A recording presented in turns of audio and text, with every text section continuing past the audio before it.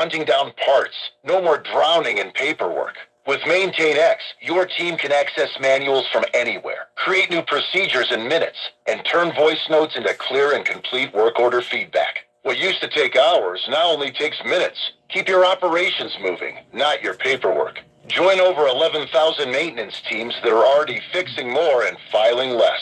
Try MaintainX for free today. Go to MaintainX.com/AI. That's maintain and the letter X.com/AI. This is Rabbi Joseph Chasnick of the New York Board of Rabbis. And this is Reverend A.R. Bernard from the Christian Cultural Center. Listen to The Rev and the Rabbi every Sunday morning at 7 on 77 WABC. Listen to this podcast now on the Red Apple Podcast Network.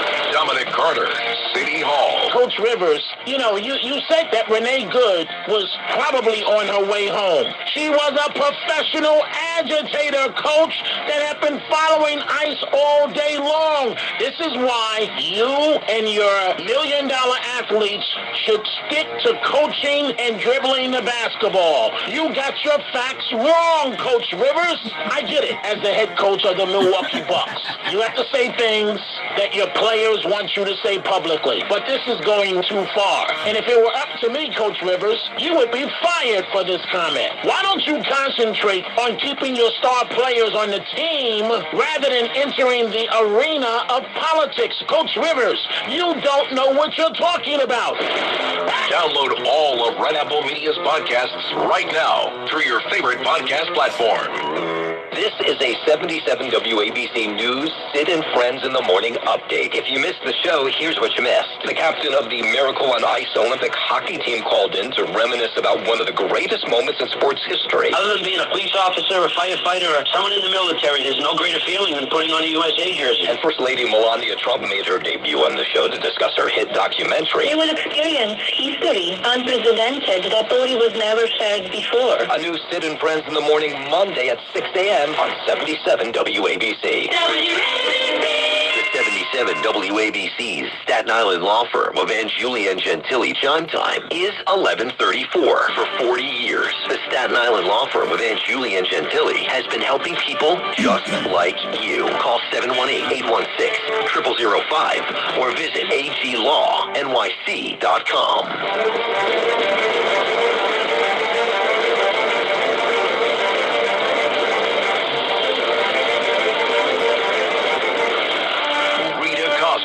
Is on.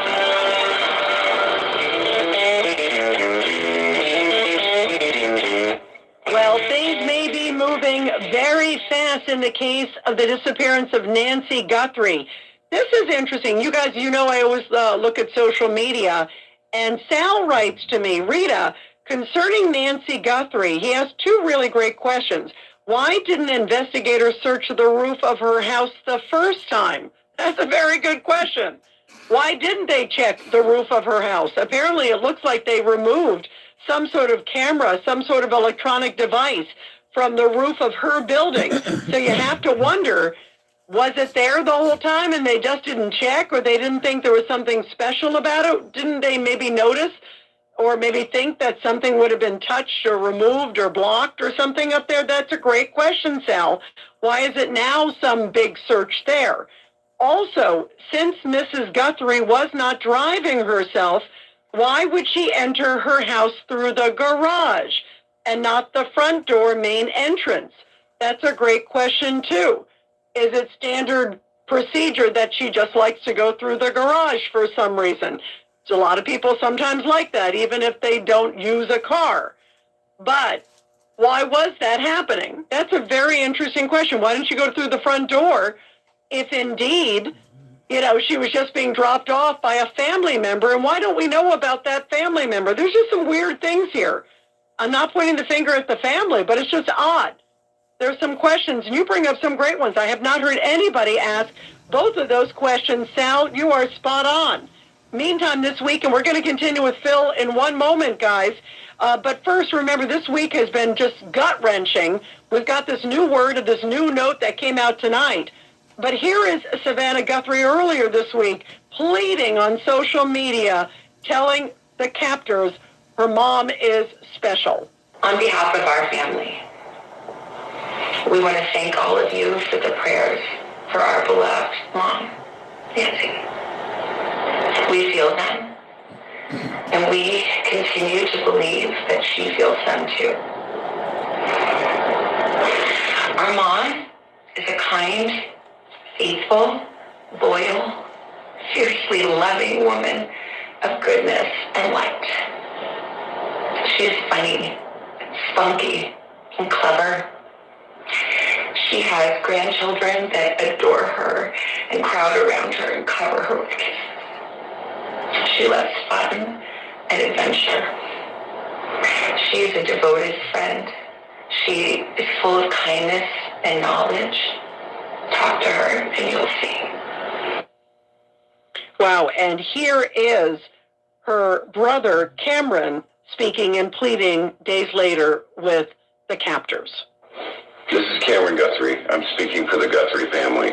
Whoever is out there holding our mother, we want to hear from you. We haven't heard anything directly. We need you to reach out, and we need a way to communicate with you so we can move forward. But first, we have to know that you have our mom. We want to talk to you, and we are waiting for contact. And we're just hearing some word that it appears authorities have also returned to Annie Guthrie's house. That is the sister. Again, I'm just saying it's odd. When the sheriff came out the other day, and he had a lot of details on the timeline of when somebody came, they believed, to the house, when the cameras were ripped off, when her pacemaker was taken off the app. There are a lot of very specifics. And then when it came to who dropped the mother off, you could hear law enforcement said, let's just say family. I found it out that they wouldn't say specifically who. I don't know why. Maybe there's some law enforcement reason why, but I found it very odd that they wouldn't give a specific, hey, so-and-so dropped him off. I'm not suggesting the family. I don't know that, but it's something odd. Maybe it's somebody who knows the family. I mean, there's a lot of details here that are just odd. Hello, Elmer Time. Hello, Chloe Baker. Hope you're doing well. I don't want to interrupt the broadcast here, but I'm just gonna say hi, hello, and YouTube. Hello, TikTok. I'm over here on TikTok also. There's some more. Well, there's one person on TikTok right now. So hello to YouTube and TikTok. Hello. Danny Radio and Tech on TikTok. If anybody want to see me on TikTok over there on YouTube, Danny Radio and Tech on YouTube. And like I said, I'll try to read the comments. I don't want to interrupt the broadcast, especially after this is going to be Dr. Sky's show from midnight to 2 Eastern time. So, you know, especially during commercial break, I'll read the chat and stuff like that. But during the broadcast, I want to kind of keep it to a minimum myself. So thank you for watching. They've towed the vehicle. Maybe hello world. Yeah, I'm going to say hello world. The family on that too. So there's a lot of stuff, and this is all happening in the last few minutes. 1-800-848-9222. 1-800-848-9222. Let's go back to Phil in the Bronx. Go ahead, Phil. I'm sorry about that. No problem, Rita. That's the course of the events. Look, like I said, the Nancy Guthrie Act, requiring any person who has a family member who's handicapped, disabled, or at an advanced stage on a life-dependent medication should be provided with the following: a guaranteed access to Life Alert, a guaranteed panic button system to the police department or Life Alert, as well as having a paid person or someone from the family visit them and log the visit at least once every 3 or 4 days. The point of this is the Savannah Guthrie sings a nice song about Mama. Now I have to chime in. Okay, I gotta chime in. I gotta chime in here. I'm sorry. She's making $16 million a year. I mean, are you kidding me? She's making $16 million a year. And you can't hire somebody to check up on her once a day? I mean, come on. I mean, seriously. $16 million a year this woman makes for the Today Show. She could have hired somebody to check up on her once a day or put an adequate security system. I mean, seriously, what is this guy talking about? Nancy Guthrie Act. provide a free. No, we're not gonna provide free nothing. This woman could have paid for her. She could have been living with her. I mean, seriously. Come on, man. $60 million a year. Are you kidding me? We love our mothers. We all care about people, and your Yeah, apparently she didn't care enough because she left her alone there. And suddenly, But she's making her $60 million a year. So I hear what you're saying in terms of maybe everybody, you're right, it's a good idea to have some sort of a life alert panic button. I'll tell you, my mother at the end of her life, my mother was sick and it was public. My mother sadly had cancer at the end of her life. And I remember giving my mother sort of a panic button that I thought was very important for her to have if she fell suddenly while I might have been gone for a few hours. And she had people coming in and out all of the time checking her. There was no doubt about that.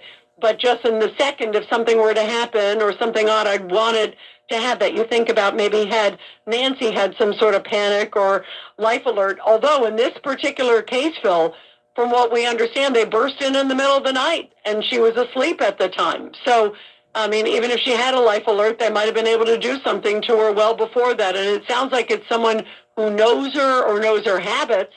So they might have been able to remove it or do something. But I hear what you're saying in general, although I think in this case, there was a lot of love within this family, and I don't doubt that whatsoever. But Phil, thank you. Very interesting points. Let's go to Dave in Pennsylvania, line 4. Go ahead, Dave. Your thoughts tonight. Hey, Rita, I feel for you and all the... hello, James Farley. Yeah. Hello, James Farley. Yeah. Good evening. Yeah, Omerton, you're correct. James Farley, Rita took care of her mother. Same here. We took care of our mama. Our mama, may she rest in peace. She lived in the house with all of us. We didn't stick her in a fucking home. Give me a fucking break. Okay? I don't want to hear this shit. Fucking people are too big. A lot of people are here to make money here. Whatever. They stick in a fucking home. That's what they fucking is. Basically, it's a fucking home. Actually, it's worse than a fucking home. At least a home, you got nurses and doctors and all that shit.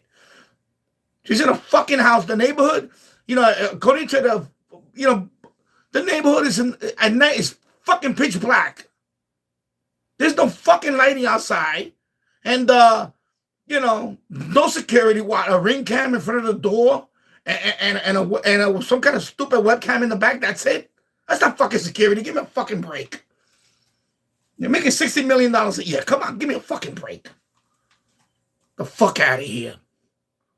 The fuck out of here. You have got to be kidding me, Dave. And Dave, you got to. It's past holidays. You got to get off the eggnog. Let's go to Pamela in New Jersey on line 2. Go ahead, Pamela. Your thoughts. I understand you broke, whatever, because $60 million a year. Go ahead, Pamela. Come on, man. Hello? Yeah, Hello? you're there. You're there. Go ahead. Okay. I was wondering Did you if see the neighborhood? Have you seen the dog? In a lot of the holiday photos, I see a dog, a medium-sized black dog. The son-in-law is holding it. And I was wondering if the dog was harmed or if they got DNA off the dog, or where's the dog? That's a great point. I have not seen anything about a dog. Maybe the dog was there during the holidays, or it's maybe someone else's dog. Maybe it's the sister's dog and not necessarily her dog, because I haven't heard a single reference. And you would imagine, obviously, if somebody breaks in the house, that the dog would certainly be reacting. By the way, is the dog a big dog or a little dog? Have you seen it? It's about a medium-sized dog, fluffy black dog. Oh, God. That's interesting. Yeah, I've seen it in a couple of photos. Yeah, I'm wondering if it is, again, sadly, maybe the dog's no longer with us, or maybe the dog was the sister's dog for the pictures, or maybe the dog was, Savannah's dog. I'm not sure. But I have not heard anything about a dog, and a dog would go crazy if somebody was breaking in the house. If it's someone they did not know.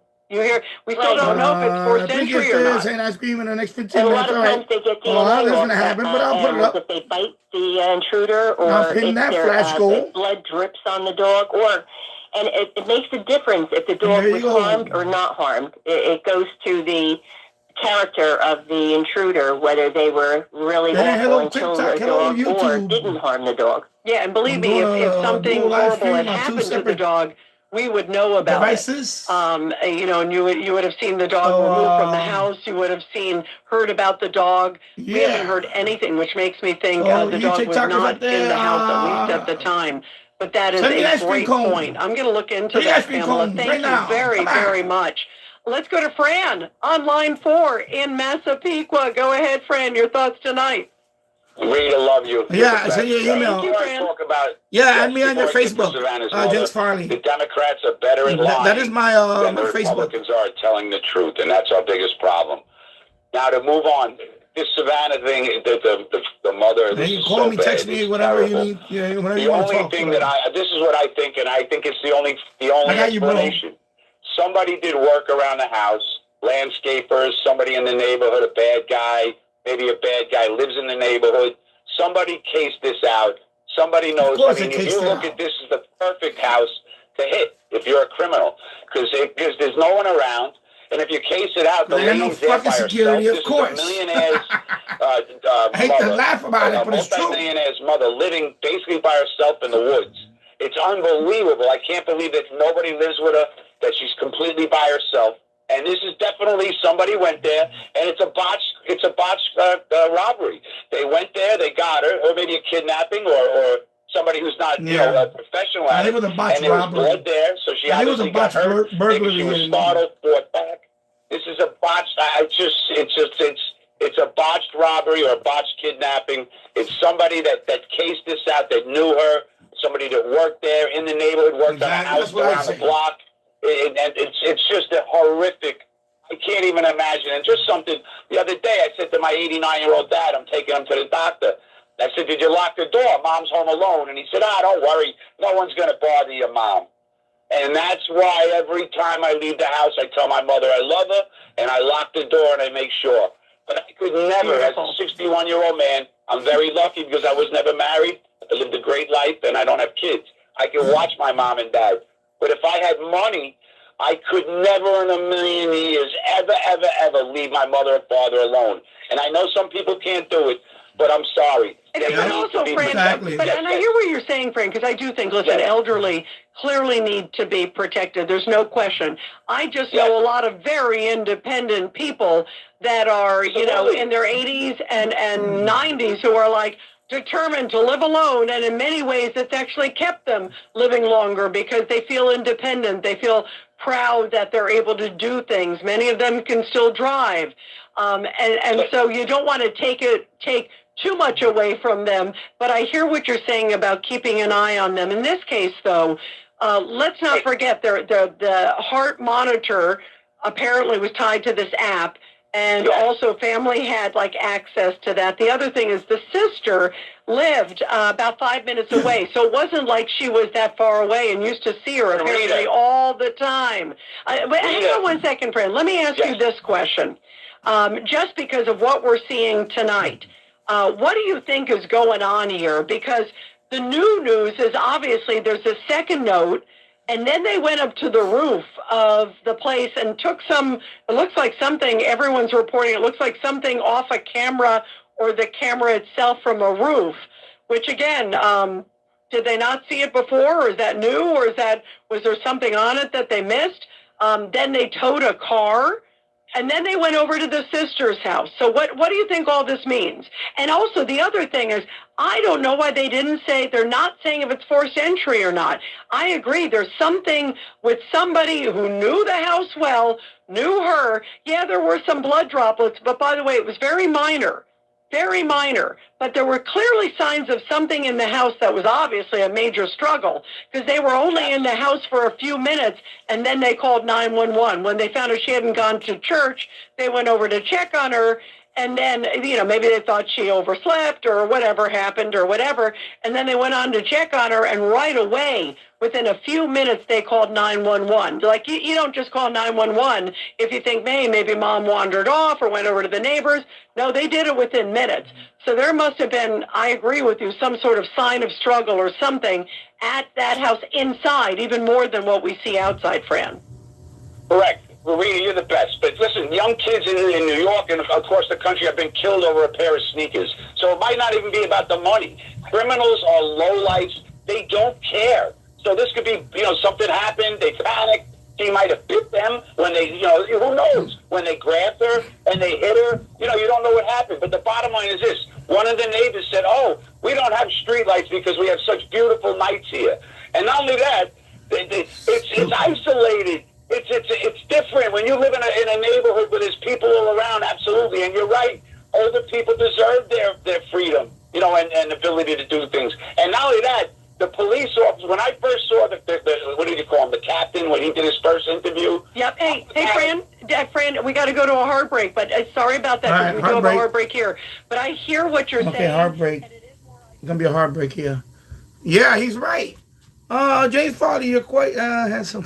Thank you. I definitely think you nailed it 100%. I'm telling you, I think this was a botch, robbery, burglary type thing. I think they scoped out the place weeks, whatever, months even, whatever. They probably didn't expect her to be home. And when they broke into the house, she's like, she saw them.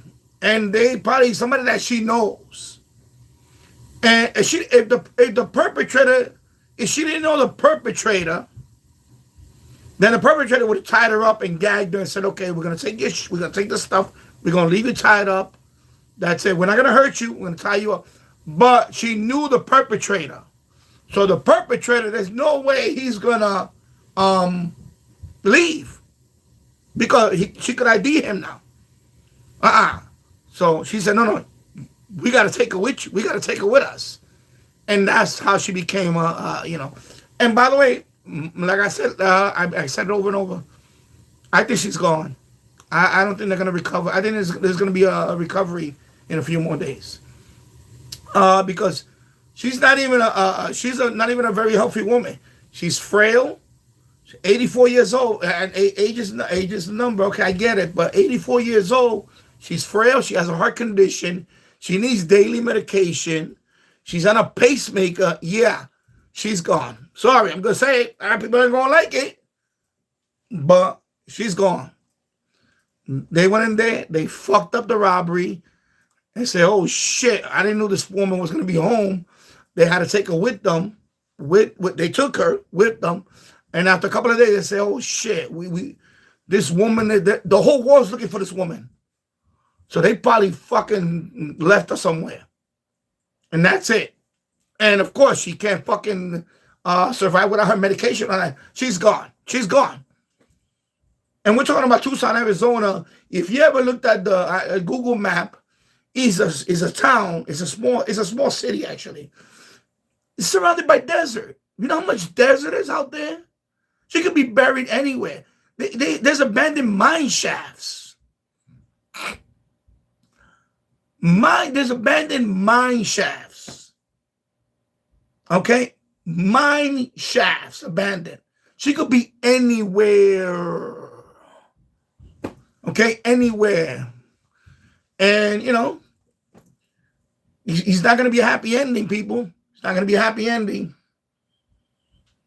It's not going to be a happy ending. I hope I'm wrong. It's not going to be a happy ending. Hello, RT08. Good evening. I hope you're doing well. I'm streaming on TikTok and I'm streaming on YouTube. Danny Radio and Tech. Danny Radio and Tech. I'm both Danny Radio and Tech. Danny Radio and Tech. So, yeah. Anyway, it's crazy. And we're watching this for the next few minutes, and then it's going to be Dr. Sky at midnight. And ways to give. Please visit their and it's still on the hard break there. So yeah, it's going to be a recovery mission. A recovery soon. I don't think so, Jennifer. Oh, yeah. Because she's too frail. That's another thing. I get the whole independence thing. Oh, you want mama to be independent. But at a certain point, you got to say, you know what? No. You could barely walk. You need constant attention. You need to be reminded about your medication every day. I'm sorry. There is no more independence.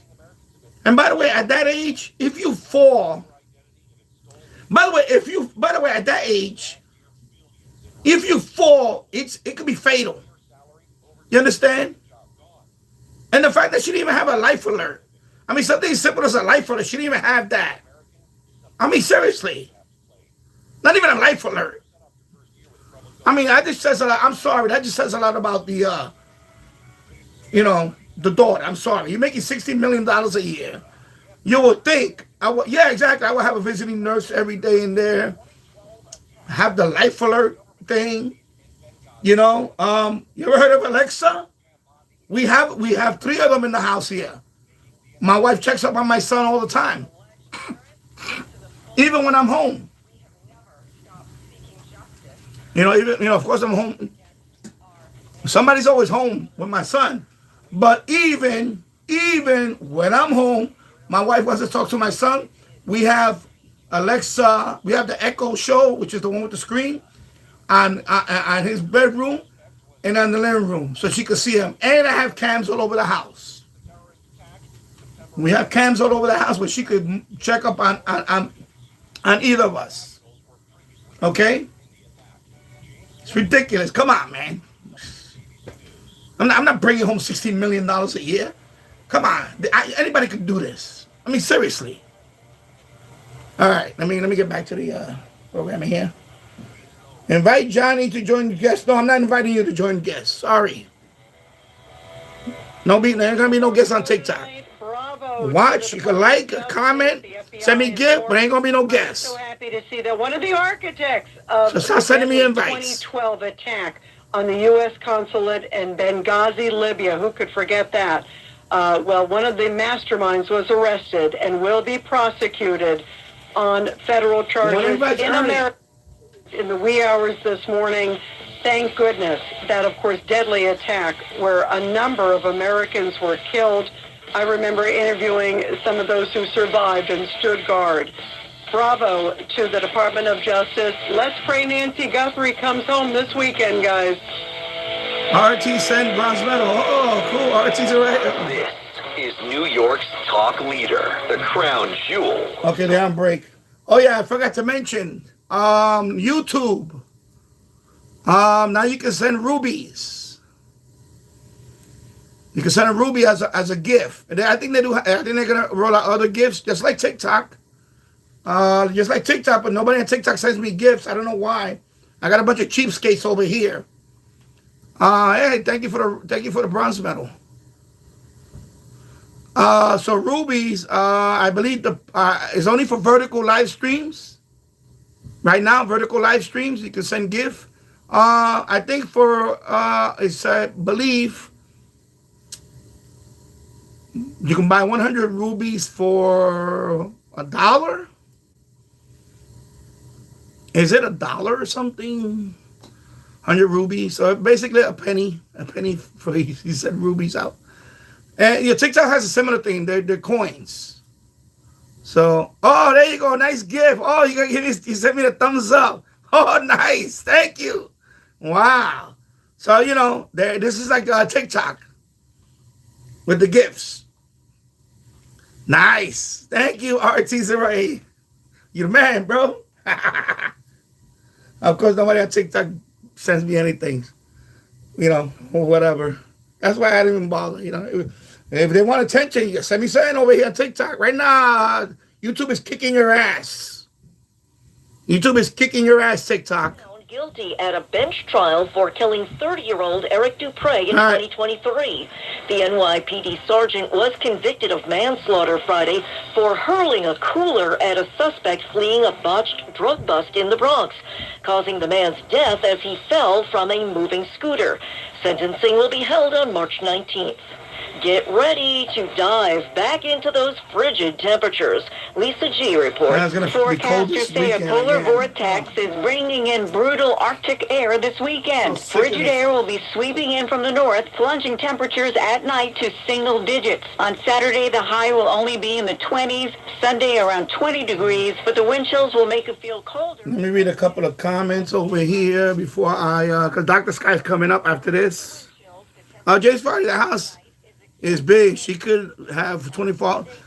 Of course, listen, my mother-in-law, before she passed away, she had a visiting nurse come here daily, check up on her. Even though I was in the house when she was living with us. Same thing when she was in front. Same thing with my mother. We always took care of our parents. It's just, I keep saying it, it's a culture thing. It's a culture thing, people. I know people don't want to hear that. It's a culture thing. Some of us, you know, in Hindu families, Hispanic families, we take care of our dads, our moms, our grandparents. We take care of them. If we all could live in the same house, we try to live in the same house. That's it. It's just some, you know, different cultures. I don't know. I don't buy the whole independent thing. I really don't. You know, unless a lady was getting her freak on, she didn't want nobody to go. You know, I hate to say it, unless a lady was getting her freak on and she didn't want her daughter to see that. I don't know. Why would you want to live alone? I don't understand that. I mean, I understand you want to live alone. Just give them a room. You know, a room or something. The house is big. Come on. Can even, you know. Yeah, I know we're cold below freezing. Yeah, RT08. Yeah, I know. It's crazy. This cold wave is not going away. And of course, we're supposed to get some snow overnight, but you know, it's going to be a little dusting. It's not going to be much. I think 1 inch, supposedly up, maybe up to 3 inch. 1 inch, I think, because it's going to go south of us. Yeah. Yeah, I think TikTok, man, nothing going on. I'm going to let it roll anyway. My chat is more active here on YouTube, like always. What do you expect? YouTube kicking ass, baby. Yeah, so coming up, Dr. Sky. And, yeah, of course, the Super Bowl. We got the Super Bowl Sunday extravaganza. We did buy some food today. I got some wings ready. I got some chips. I got some dips. So I'm stocked up on the food department. I just got to get the beverage situation. So yeah, it's gonna be. We're gonna have fun, even though I could care less who wins the Super Bowl. But we're gonna have fun with that. The halftime show, I don't know. I don't know if I don't want to see Bad Bunny. I don't care about Bad Bunny. I really don't care about Bad Bunny. But I definitely don't want to see the other one either, the alternative one. I'll just probably, you know, piss break.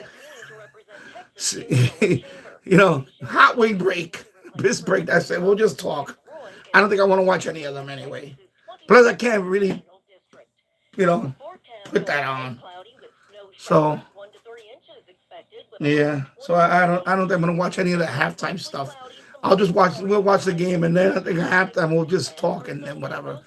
Because I don't want to watch the you know, shameless Erica Kirk, you know, grifting. I'm sorry, you know, I can care less about it. You know, for you're a grieving widow. Why are you on the camera every fucking day? Give me a break, come on. All right, Dr. Sky. So Dr. Sky show on WABC from midnight to 2 Eastern time. Here we go, Dr. Sky. WABC. Now, here's Dr. Sky. Good to be with you, ladies and gentlemen. Minute for USA, yeah. Well, Dr. Sky show's coming out right now. 77 WABC, broadcasting, of course, from the center of the universe, New York City, to the world, the nation, and I'm sure even out to the cosmos. Welcome to another edition of the Dr. Sky Experience, something we like to call Theater of the Mind. And in just a moment, we'll be announcing our special guest for the 2 hours, with you and your participation at 1-800-848-9222. That's 1-800-848-9222. And a shout out to our 2 helmsmen, both Tony and Bill, navigating this powerhouse signal, as I just mentioned, from the center of the universe, New York City, to you, as you would expect, ladies and gentlemen, as this winter, without a doubt, needless to remind people out there wherever you're listening, has been very, very strange indeed. The subject matter we'll get into in just a few moments, and the question we pose is climate science hijacked by incomplete data? And how is all this going to affect your finances in 2026 and beyond? But just some weather mysteries as we move deeper into the morning here on this Dr. Sky Experience edition. As we all know, Punxsutawney Phil saw his shadow, but how accurate is he? His accuracy is only some 35 to 39% over the last half century. But since 1887, that is, his prediction in different iterations of Punxsutawney Phil, predicting the end of winter 109 times, the accuracy of Punxsutawney Phil has only been some 39%. But temperatures around the nation and around the world, Phoenix, Arizona here, 66 degrees Fahrenheit. Ottawa, Canada, where our special guest in a moment, we'll be talking with Tom Harris, of the Executive Director of the International Climate Science Coalition, New York City, 25 degrees Fahrenheit. But I thought I'd go into the highest and lowest temperatures around the world in the last 24 hours. If you were in beautiful Australia in an area known as Paraburdoo Arrow, the temperature today was 112.1 degrees Fahrenheit. And on the complementary opposite side, the lowest temperature in the world, believe it or not, was in a small village and outpost in Russia called Denyanki. The temperature, unbelievable as it sounds, minus 63.58 degrees Fahrenheit, and you know that means below zero. And also on the surface of the sun, an amazing series with a massive sunspot group known as Active Region 4366 has blasted out toward the Earth and is still not done with us. 8 large X-flares from the small X1, an X8, an X3, an X2, another X2, and an X4. And we'll be discussing that and so much more. But a little bit of a background on our regular guest, Tom Harris. Tom Harris is Executive Director at the Ottawa, Canada-based International Climate Science Coalition and a policy advisor for the Heartland Institute. He has 40 years of experience as a mechanical engineer, project manager, science and technology communications professional, technical trainer, and advisor to a former opposition senior environmental critic in Canada's Parliament. His website we encourage you to go to with your questions and comments, ladies and gentlemen, on a wide variety, a plethora of subjects at 1-800-848-9222. His website throughout the show and beyond, icsc-canada.com. Tom Harris, good morning in the cold climate of Canada. Thank you for joining with us this morning and this evening. How are you? Oh, pretty good. It's warmed up to minus 15. We had a balmy day today. That's incredible, my friend. And you know, it's interesting for people who may not know this, and I know this is something you have a lot of experience from your side, of discussing with people.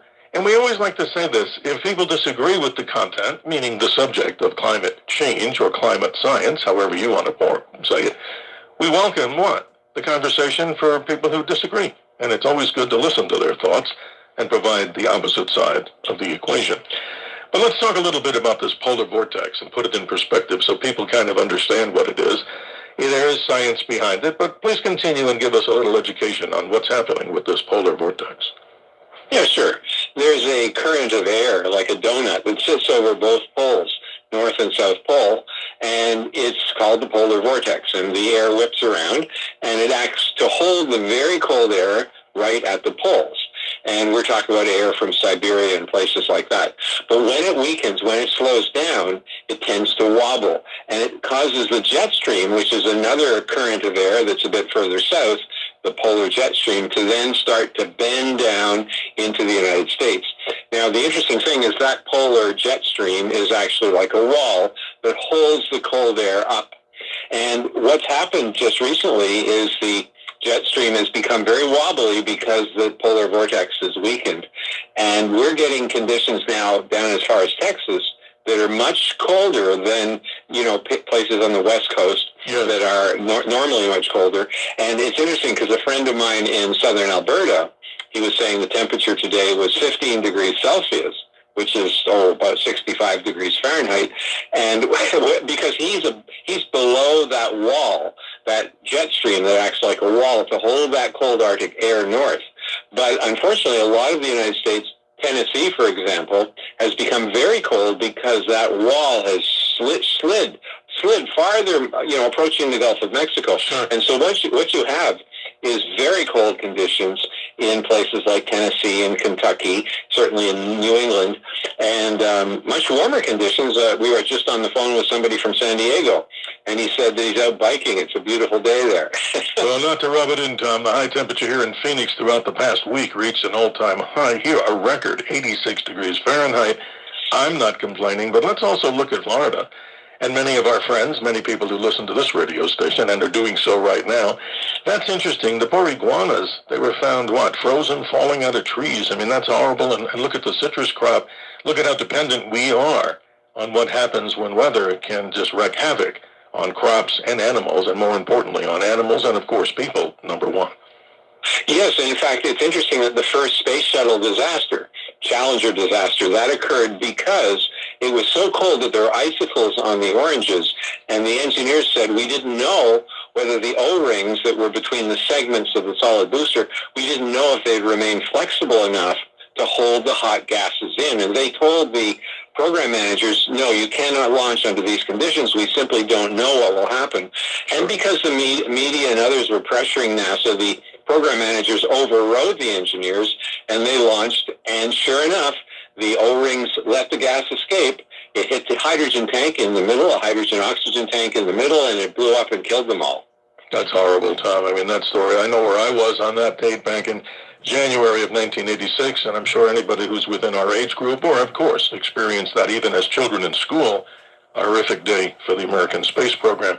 And sadly, not to go too deep into it, the Apollo 1 disaster with Grissom, Young, and Chaffee in Apollo 1 on the ground in an experimental future capsule, the Apollo program, when they were literally 20 or 30 feet away due to an oxygen fire with a wire that may have sparked, and also the Columbia disaster upon re-entry, having to do with what, Tom? Some kind of material that broke off at launch, hitting the left orbiter's wing, and causing the whole thing through the plasma heat to destroy that vehicle with all its inhabitants. Just horrible tragedy. Well, and the space shuttle was quite a dangerous vehicle, actually.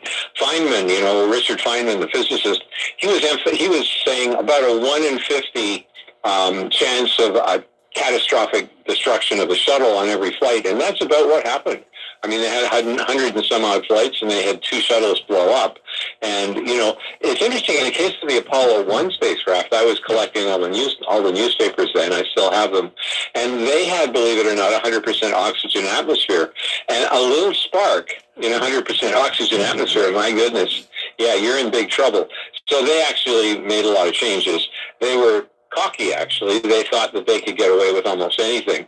And in the case of the shuttle, though, it was simply an engineering mistake. It's interesting, Dr. Sky, they've always said that solid boosters were not safe to launch humans on because once you light them, they're like a Roman candle. You can't turn them off.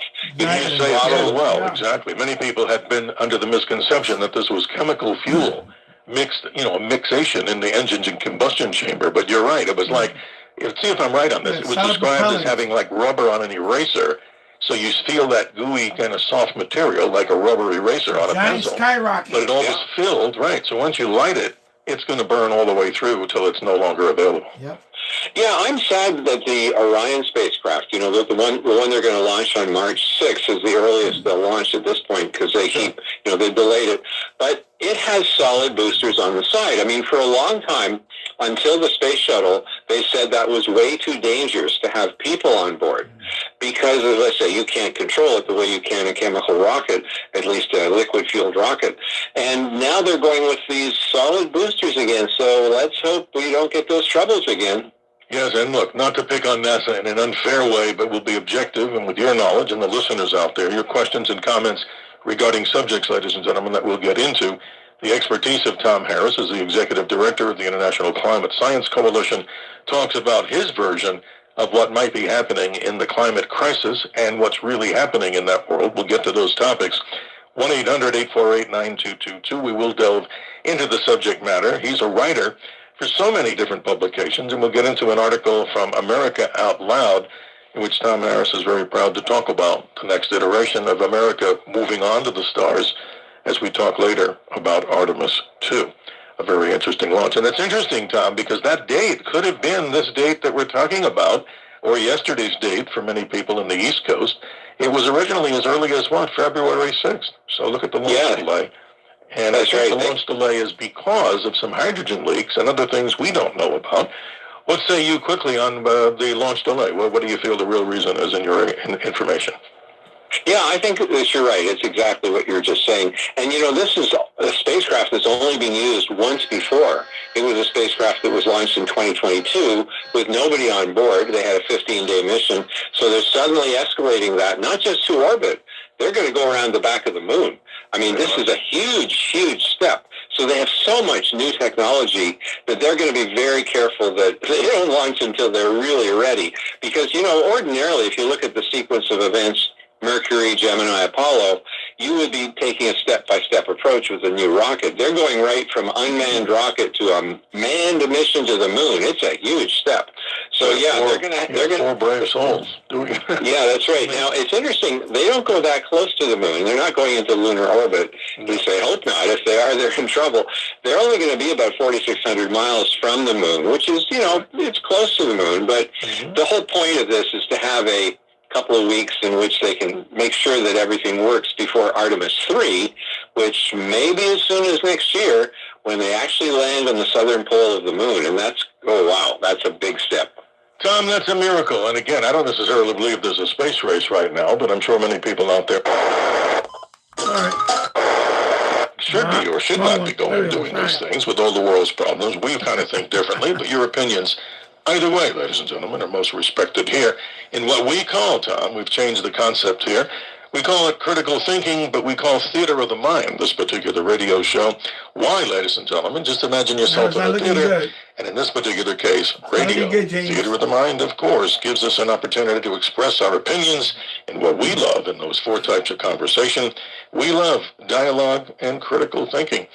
Tom Harris, take us down the path of what's the latest going on, in your opinion, that you know about the whole climate crisis and or whatever terminology we might use, from global warming to climate crisis to all the other subjects. Well, what's some of the hot topics right now that you can report to us on?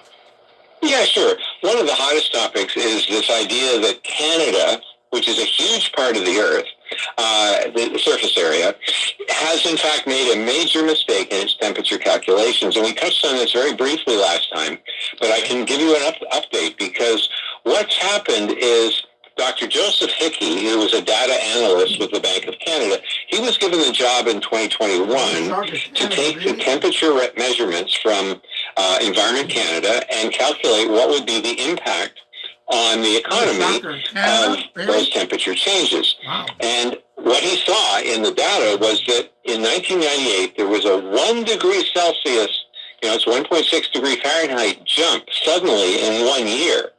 And he said, wow, that is a really significant thing. And is it real, or is it a data artifact caused by instrumentation changes and things like that? Yeah. Now, this is a big deal, because this is supposed to be one of the best databases in the world for a very big part of the world. And if it turns out that it's wrong, it means that maybe there's a lot more wrong with the whole global temperature record. Anyway, he was working for the Bank of Canada, so he was a government employee, and he wrote to Environment Canada, and he said, look, even your chief scientist said in 1999, I should say, in one of her papers, that if you have a 0.6 degrees Celsius rise in 1 year, that's too fast for an area as big as Canada. And it must be a data artifact. It must be a mistake introduced by changes in instrumentation, or maybe changes in the locations of your temperature sensors. Well, that scientist never properly answered Joseph, but because he was working for the government, he couldn't tell the public. Well, guess what? Joseph refused to take the COVID vaccine. So they fired him. Now, that was the dumbest thing they could possibly do, because he had in his mind the knowledge that most of the temperature record was probably fake. And so now he's gone public with the whole thing. He's written a paper. It's published on the web, a correlation. I'll give you the website later. And it shows that the jump cannot be real. It has to be a data artifact. So we're publicizing this as much as possible, because Environment Canada are not answering. They're pretending, and since 2021, even when they were told about these mistakes, they did not correct them, and they did not explain why the 1 degree change should be considered real natural change when they had previously said a temperature change of only 0.6 degrees could not be natural. So that's a huge...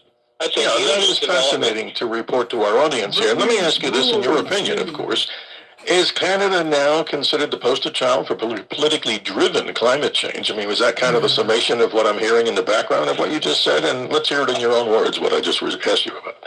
Yeah, exactly. And I think what's happening here is... I don't want to, for 2 seconds, I don't want to hear no more about, after this winter, I don't want to hear no more about climate change. Capiche? We're done with that, right? We're done. Our federal government has spent... By the way, a couple of days ago, Matanzas, Cuba, 32 degrees Fahrenheit. So put that in your fucking pipe and smoke that, climate change fuckers. There you go. Ottawa, Canada, and right in our climate change master Cuba, 32 one degrees. Of the excuses for what they want to spend $54 billion I don't want to hear on this shit no climate more. is the fact that Canada is warming at twice the rate of the rest of the world. But if Joseph Hickey's right, and it certainly appears that he is, and Environment Canada have not shown anything wrong with what he's saying, then in fact it's not only not warming, it's actually cooled slightly since 1998. You heard it right, Cuba. Now, this is, as I say, this is supposed 32 to be degrees the Fahrenheit databases of a very large area of the Earth. And so it makes you wonder how many of these mistakes are coming up, across the world. So maybe this 1.2 degree change that we've been told exists across the world, maybe it's not real at all. And well, that's interesting, Tom. Yeah, because not to cut you short here, we also talked about last time people in Havana wearing winter coats. Global finance. Okay, people in and Havana. That goes to the question that I posed here to the That's audience, how much and their it's response, cold, of course, this is big, appreciated at cold thing. 1-800-848-9222. And what was that?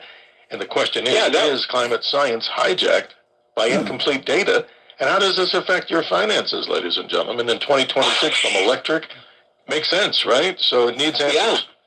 Well, and the trouble is this. The Potsdam study came out from the Potsdam Institute in Germany.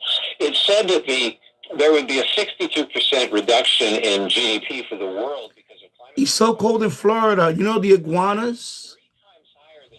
Do you know that iguanas, they just stay frozen? They stay still. I didn't know that.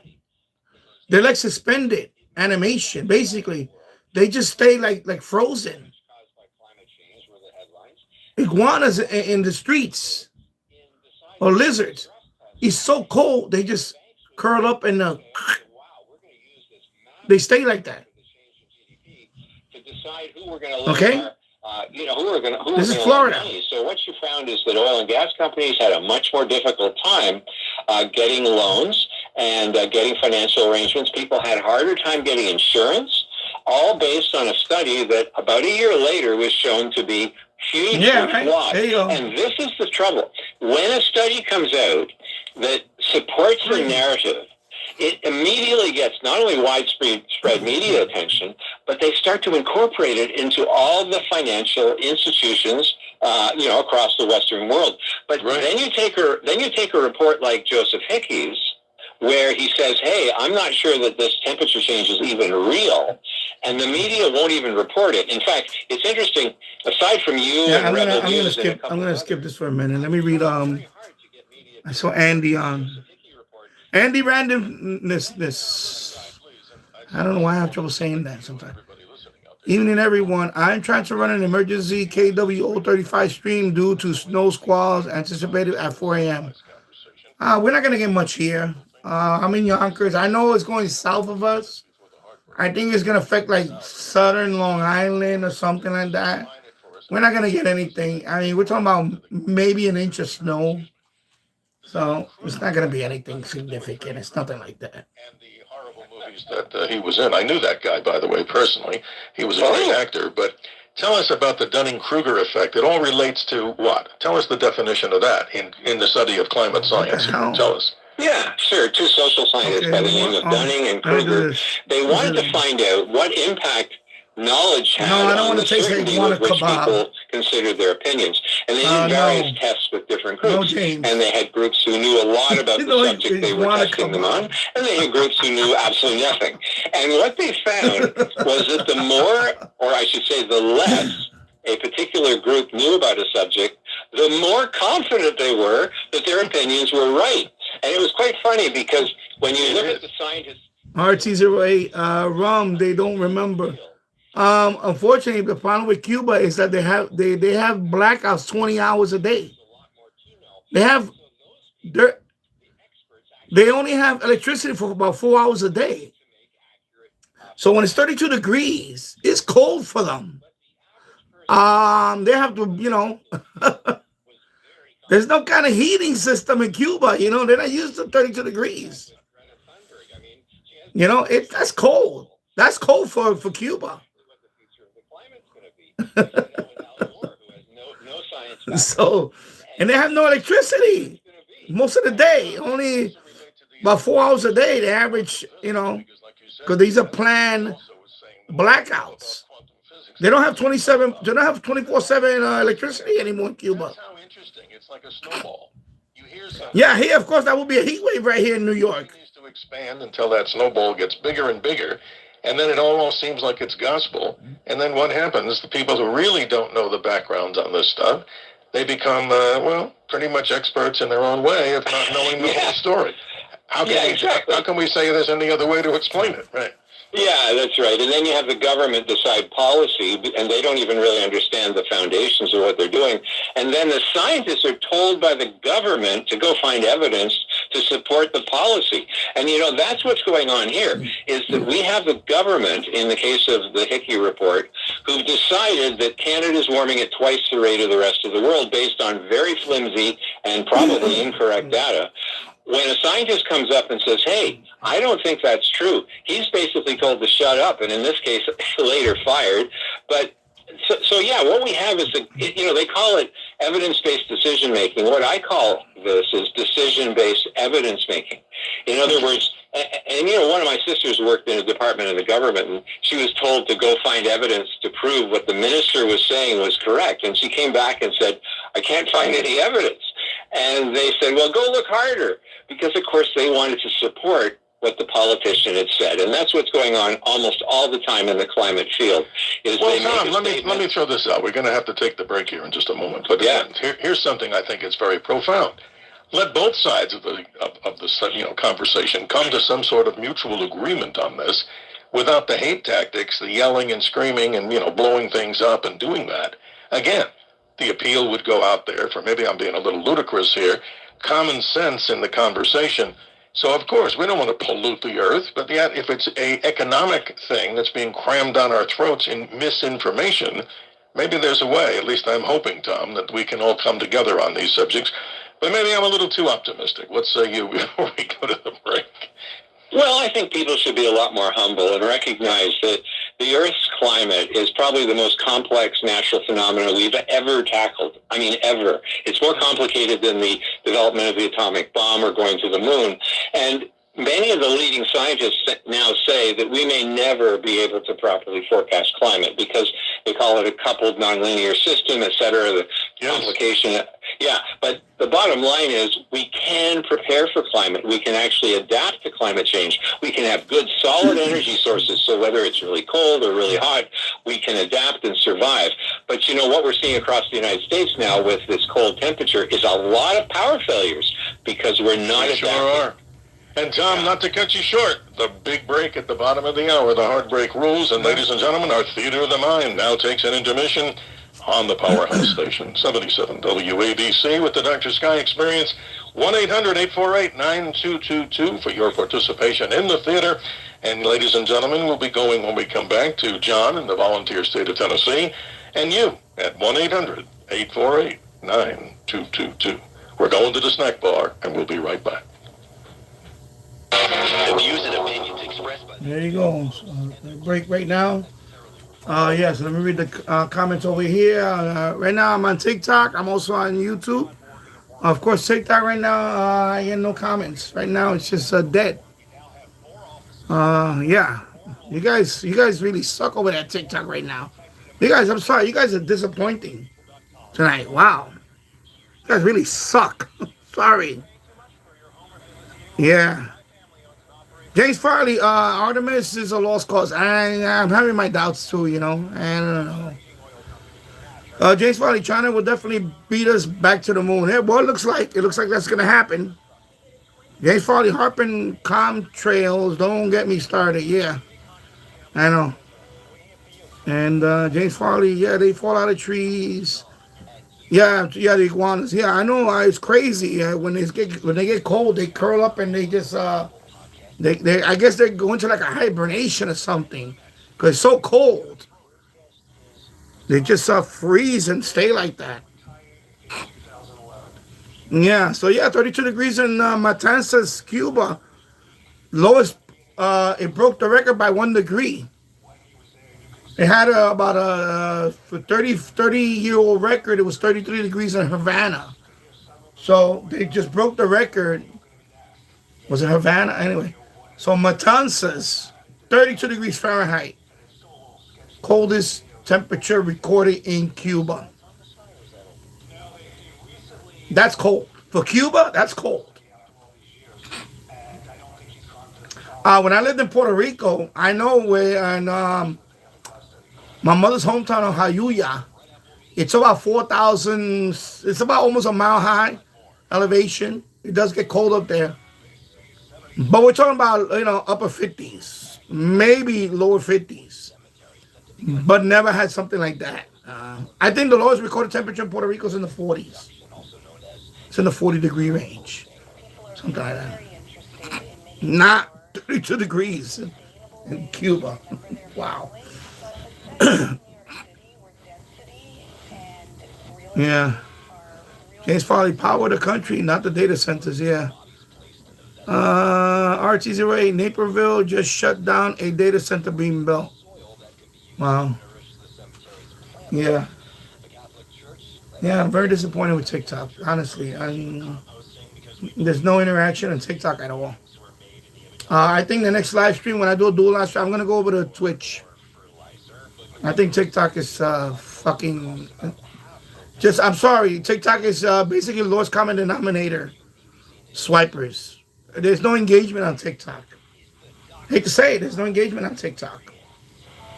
If you go to TikTok, all you see is TNA, and people talking politics a lot. All these stupid contests. I stand with ICE. I don't stand with ICE. Vote for me. Vote for the. There's no engagement on TikTok. I'm sorry. Yeah, YouTube is kicking your ass tonight. Whatever. Fuck you. Exploration. Sorry, I'm being brutally honest. Very disappointed with TikTok. With our very special guest, Tom Harris. That quote from Frank Borman, one of the members of the original crew of Apollo 8 back in 1968. Ladies and gentlemen, if you're old enough, as we talk about this particular subject, as we honor the Artemis 2 mission, which is now moved into the month of March. I think this is going to settle the argument about comments at 1-800-848-9222.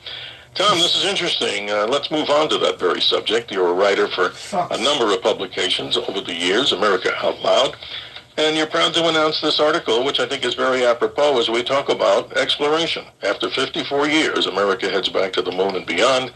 Give us more of the details of this. I always said it. My YouTube audience is the smartest people in the world. NASA. Yeah, for sure. They want to establish a base on the moon because we have to get used to living in space and on a permanent basis before we attempt the trip to Mars. For knuckle now, one of the things that people don't realize is that the trip to the moon is relatively close, although it is 1,000 times further away than the International Space Station. So we're kind of dipping our toes in true exploration when we establish a colony on the moon. Some people say that we should go to Mars pronto and forget about the moon, but I think that would be much too risky. You think about it. If we're in orbit on the International Space Station, we can resupply people very easily. Oh my God! Appendicitis or something, we can bring them back quickly. Even on the moon, they're only 3 days away. With the gift. Wow! Happy boot. Here's the trajectory for a trip to Mars, and people have got to understand the order of magnitude here, because otherwise they might think that we can be on Mars like Elon Musk says in the next 10 years. Thank you very much for that. Even remotely possible. It takes about 7 or 8 months to drift to Mars, because most of the way there coming through with once the you gift. get there, you have to spend well over a year before the planets are lined up again, and then you've got another 7 or 8 month journey back to the Earth. So you're talking about a 3-year trip. And when you're on Mars, nobody's going to rescue you. Okay, if you get appendicitis or, God forbid, a kidney stone, now this is interesting. They're finding that under 0G, they actually get kidney stones more easily than on Earth. And, a kidney stone can kill you. I mean, if it blocks you up totally. So, it's a painful thing, right? Yeah, that's right.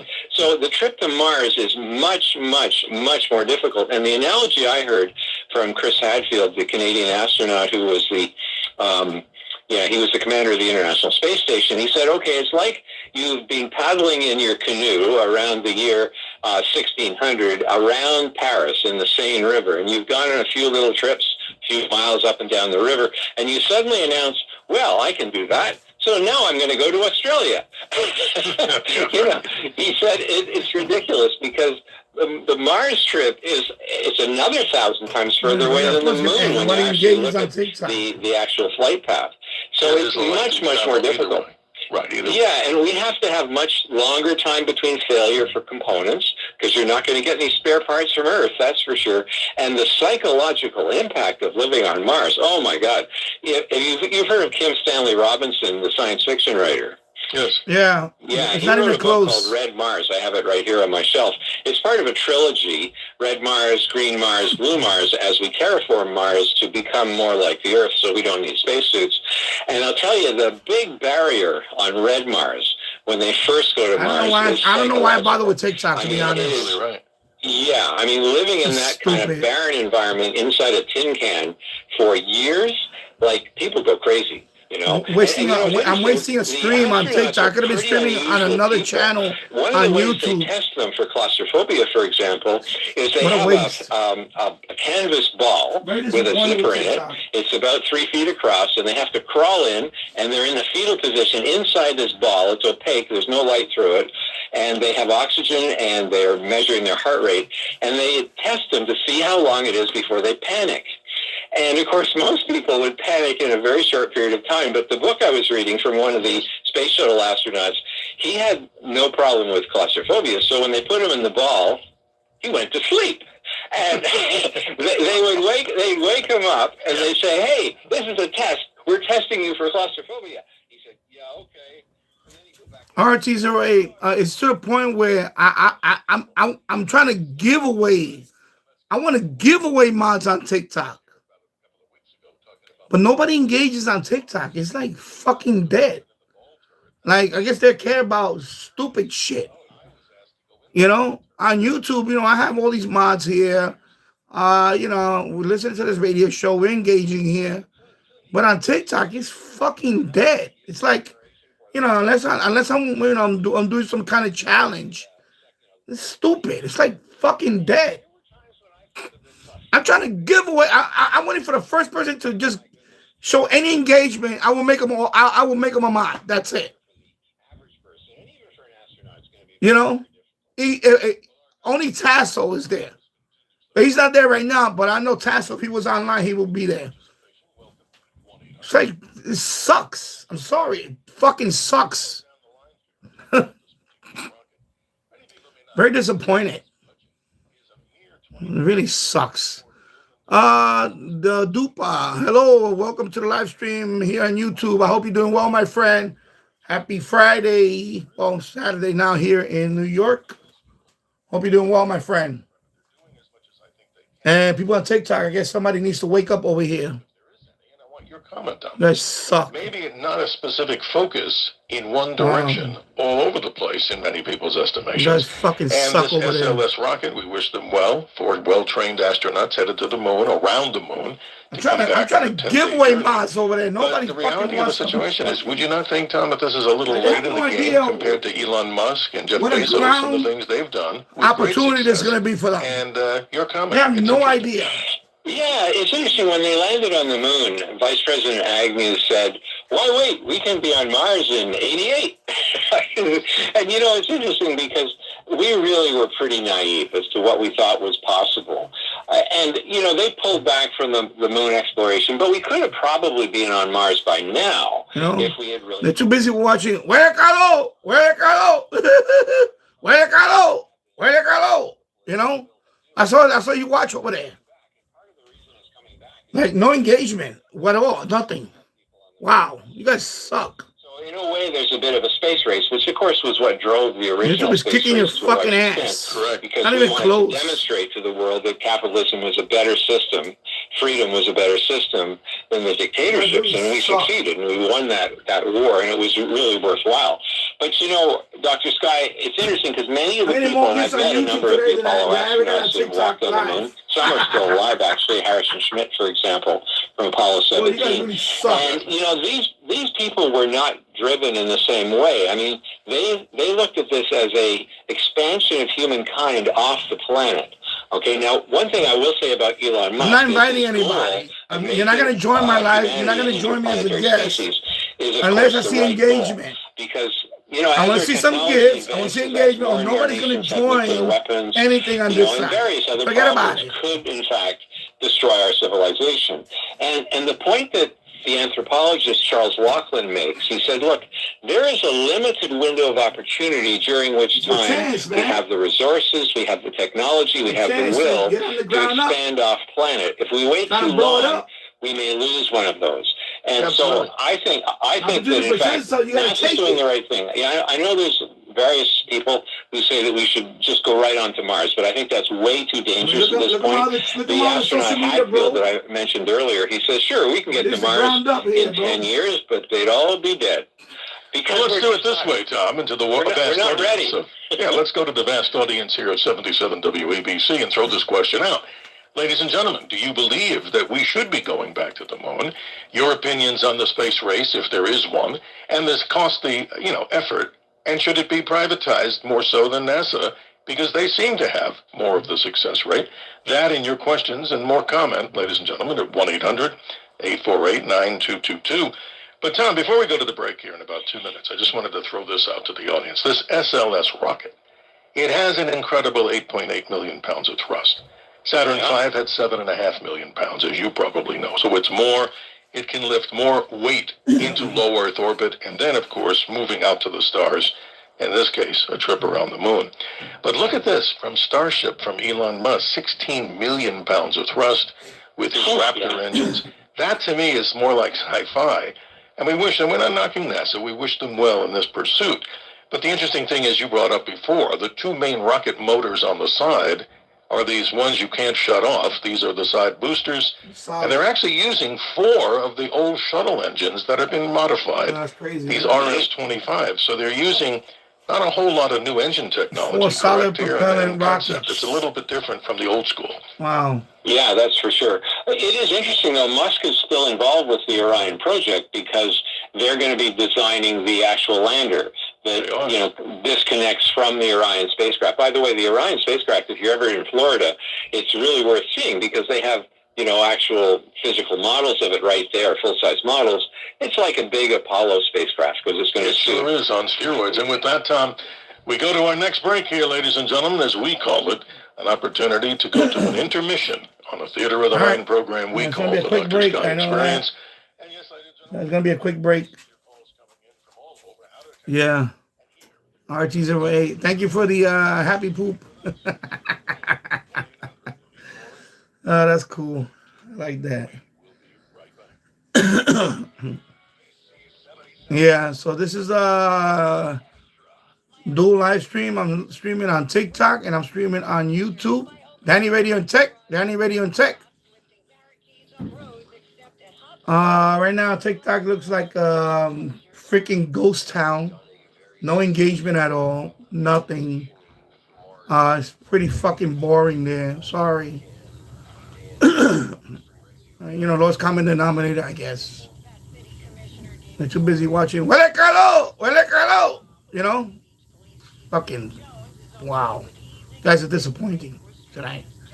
YouTube, my people on YouTube, bro. Dia Dupa, hello. Hope you're doing well, my friend. Yeah. RT's all right. They wanted to go into the old Lucent buildings. Okay, for the data center. Yeah. Well, they're going to be building a lot more data centers in this country because of the AI. The price of gold is at 50. What it was, 5,100. By the way, the Dow, all you people out there, all you Trump haters out there, whatever, Dow 50,000 today. Dow Jones Industrial Average hit 50,000 points today. 50,113. All-time record. All-time record, okay? So all you people that are crying about the economy and your portfolio, in 1 year, he took it up to 50,000. Dow 50,000, okay? My portfolio looking nice. Our portfolio, my wife and I portfolio looking nice. So you know what? Stop crying. Stop bitching about ICE and all this shit. Walmart $130 a share. There you go. You know what I'm saying? Meta is $680 a share. Price of silver, $100, baby. That's what I'm talking about. You see that? So you need to get your head out your asses. Stop crying about Renee Good and this fucking pretty guy. And you know what? We're gonna prosper. Money talks, bullshit walks. Fuck what you heard on the other side. There you go. Until start $50. There you go, over $50. Booyah! They were talking about the poster child for EVs, which is China, and for their production and use of EVs. Yet they burn coal to produce the electricity which runs those EVs. Now, I think personally that electricity is very important. However, here in Quebec, about 2 weeks ago, in Montreal, we had a very serious power failure, and thousands of homes were left without power in those freezing temperatures. Wow, what a shame. For days, between 4 and 7, and in some cases 8 days. Pipes broke. There was tremendous damage. And all I can say is that in 1998, you may recall, we had the ice storm, and there was a possibility that we would have to evacuate Montreal because of the breakdown of our water system.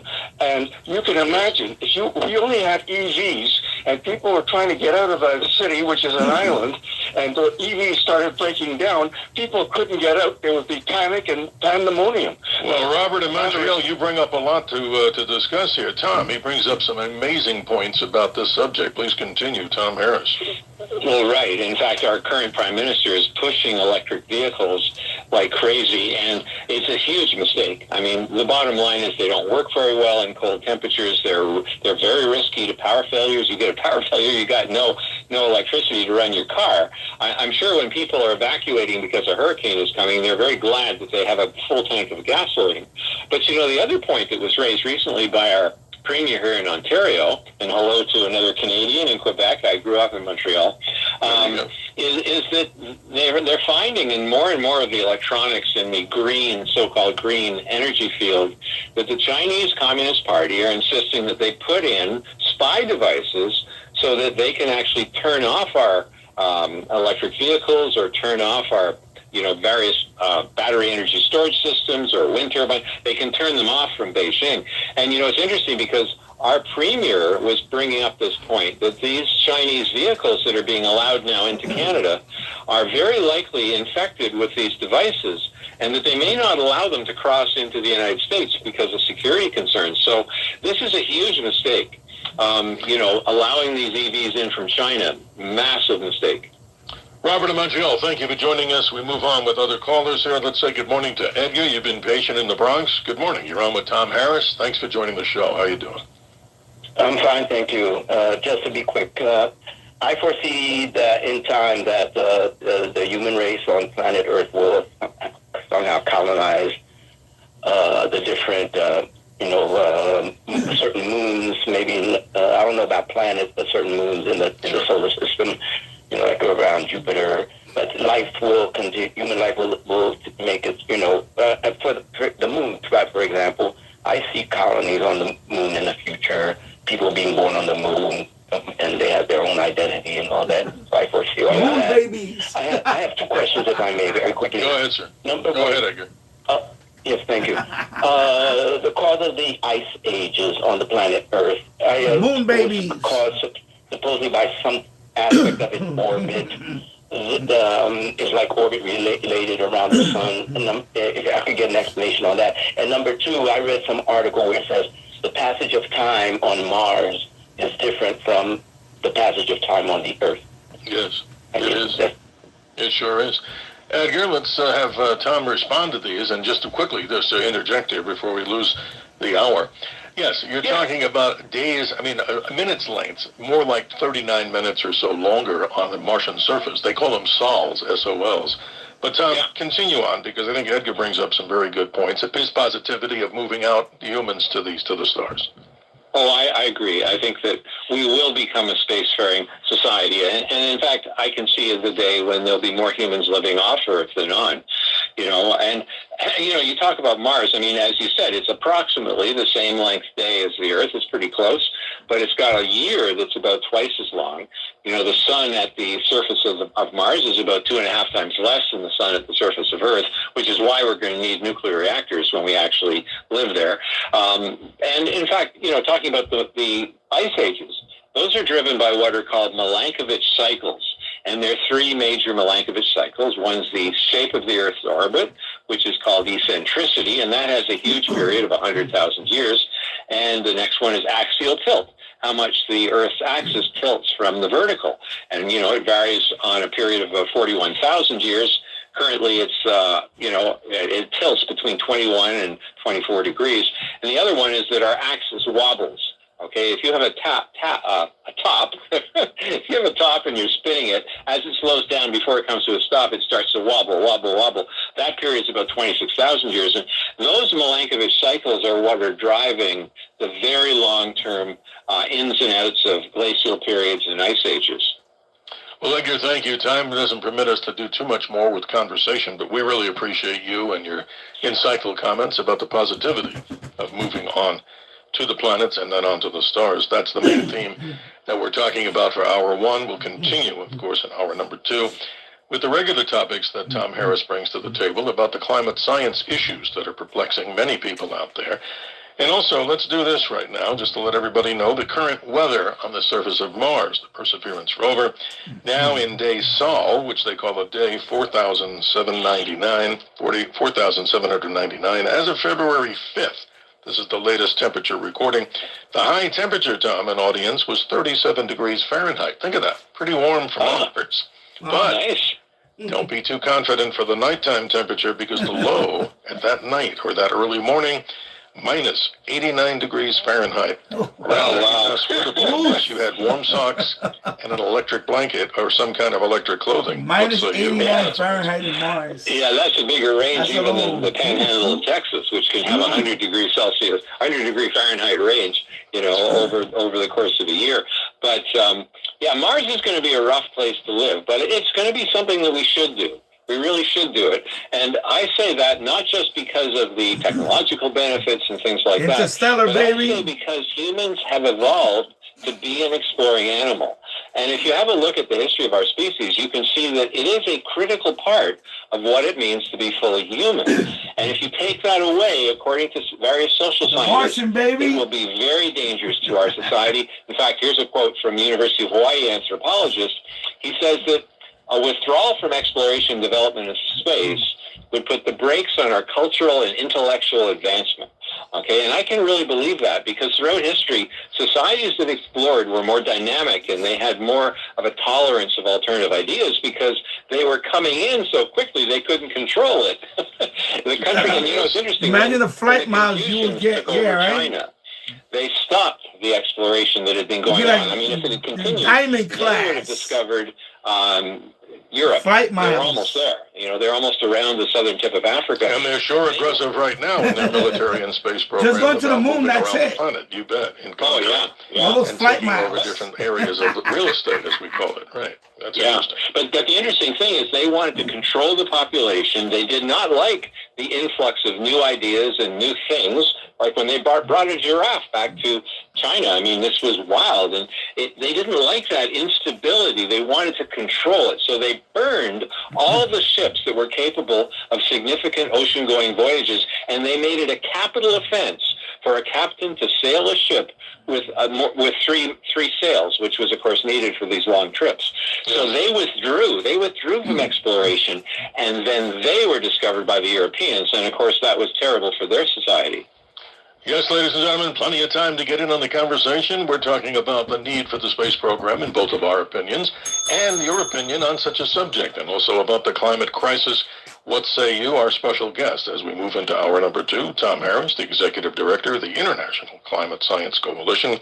His website, we encourage you to check it out, is icsc-canada.com. And an interesting story before we close out this hour, a white paper coming out by some rather interesting, prestigious locations around the world in the medical field are giving a caution to the wind. There is no wind in space other than the solar wind of this, Tom Harris. Be careful, they're saying, about procreation in space and the birth of babies in space due to some very serious concerns about developing those children in space environments when they're that young. That's an interesting story, too. What say you? Well, that's Ben Bova wrote a science fiction story about a colony on the moon, and when they sent a representative to Earth, he had to wear an exoskeleton because his body had evolved in 1/6 gravity on the moon, so he simply couldn't stand up on the Earth. In fact, his heart wouldn't even be strong enough to function. So, yeah, if you have colonists that are born in space or on a very low-gravity planet, they're going to be very, very different to us, and they may never be able to come back to Earth. So this is a very significant factor. Larry Niven writes about this all the time, and he does really interesting stories about humans that are born and brought up in radically different environments. And the conclusion that Ben Finney has, the anthropologist, he says the first extraterrestrials we meet will not be true aliens, but they'll be descendants from humans that have changed so much because of not only genetic engineering, but also massively different environments that we won't even recognize them as our cousins. Tom, I believe that wholeheartedly, and I put this theory out there. I should probably write a book, but I'm sure somebody's beaten us to it, and maybe you too, to do the same thing, that these extraterrestrial entities that people are seeing, these tic-tacs and all these other manifestations of what we call unidentified flying objects, may indeed be, ladies and gentlemen, hear this out, and I would love your comment on this, that in the future, if we could have the ability to warp space-time, okay, the curvature of space, let's say the human, which obviously went back and came from caves, and all of a sudden the world, was destroyed. Where do humans go? They hide out back in caves with AI taking over, and there becomes this intercession, I don't know how, just a theory, sci-fi wise, that humans and AI meld together, the bio of us and that of AI, and AI knows how to do the warpage of space, and it can move through space-time. And you're right. Maybe those aliens are us in the future. Yeah. What say you in about 30 seconds? Yeah, maybe so. And in fact, it's interesting that Charles Laughlin, the anthropologist, says that the next phase in human evolution will be cyborgization. When we start to incorporate into our bodies more and more artificial things, eventually having the whole Encyclopedia Britannica in a chip the size of a salt crystal that you can just stick under your skin. Exactly. And the interesting thing then is that what defines us as human? Are we still human at all? And those questions, hopefully, with you, ladies and gentlemen, as hour number 2 begins right after the top of the hour. Hour number 2 coming up. Gonna take a break. 9222 in our Theater of the Mind. There you go, Theater of the Mind, right there. Dr. Sky, RT08. Looks like Dr. Sky main is it's the flagship station. That's where he started, WABC. Well, he's being syndicated now. But WABC.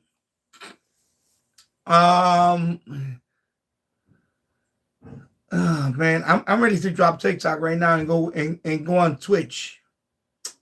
But I'm gonna let TikTok stay for the second hour for tonight and see what happens. I want to see the numbers at the end, but right now I'm disappointed with TikTok, to be honest. No, I'm not gonna travel to Uranus. Elmer time. I just want to know when we travel to Uranus. I'm not going to say Uranus. Yeah. I'm definitely not feeling TikTok right now, man. It's like a fucking ghost town right now. People just come and go, and that's it. No engagement, man. It's really disappointing. Wow. And I'm going to show you. I'm going to show you right now. I'm going to turn the light here. Let me pick up this one. This is TikTok. This is YouTube. I'm streaming on YouTube right here. There you go, TikTok. Now I'm going to show YouTube that I'm streaming on TikTok. There you go. See, had it right there. And I'm streaming on TikTok. But you can see your TikTok is like nothing going on, man. Nothing going on. You see that? That's it. That's the dealio. That's the dealio with that. So let me fix it up right here. Let me line it up again. I think the next time I stream tomorrow is going to be Twitch. YouTube and Twitch. Because I'm trying to decide a second social that I want to stream regularly other than YouTube. Right now, you know, YouTube is my number one. YouTube is my number one. YouTube is my number one. But, you know, I want to really incorporate a second, you know, and right now the TikTok is very disappointing, you know. So I'm disappointed. I really am disappointed with that, you know. No engagement, you know, they just, I don't know, man. It's just lowest common denominator, I guess. I don't know. Hello, gotcha. Yeah, I know you wanted me to say Uranus. I know you was trying, I know you was trying to, you know, you threw a softball out there. Time way too high tech for me. Yeah. In October, Mangione is accused of being the man. There you go. Right now, you look like and TikTok. Kenley joined, Justin Power 24 joined, but people join and they leave. You know, there's no engagement. It's the problem. It's like, you know, right now YouTube's doing gifting. I just got 3 gifts already on YouTube. You know. Yeah, I know. Same here, RT08. I really want Pluto back as a planet. I don't know why they got rid of Pluto. I don't understand that whole Pluto thing. They should have left it as the 9th planet. You know, I kind of like Pluto as the 9th planet. I don't know why they had to mess that up. It's technically not a planet, you know. Number time. Well, look at the target audience for TikTok. I know. Yeah. You know, I'm trying here, bro. I'm trying, but I'm not feeling this TikTok shit anymore. Fucking stupid.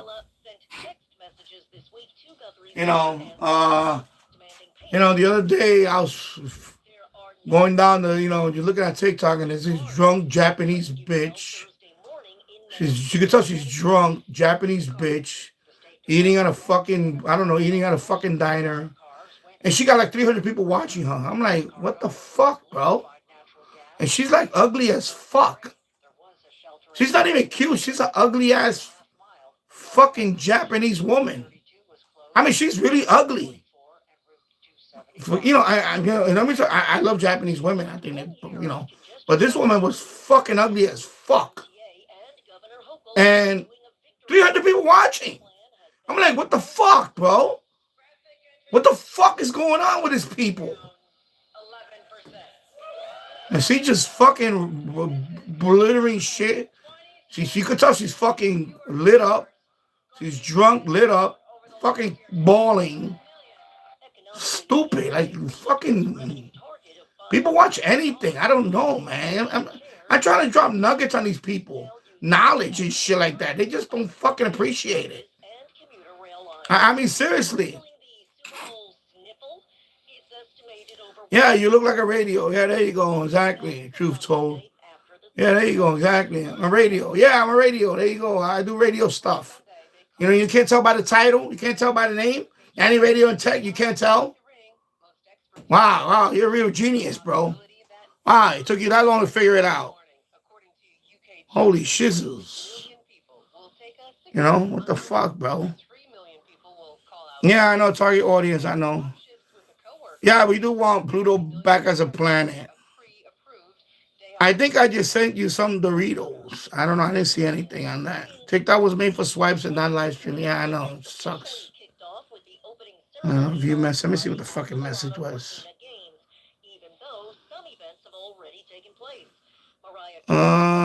Because Japanese, yeah. No, I know.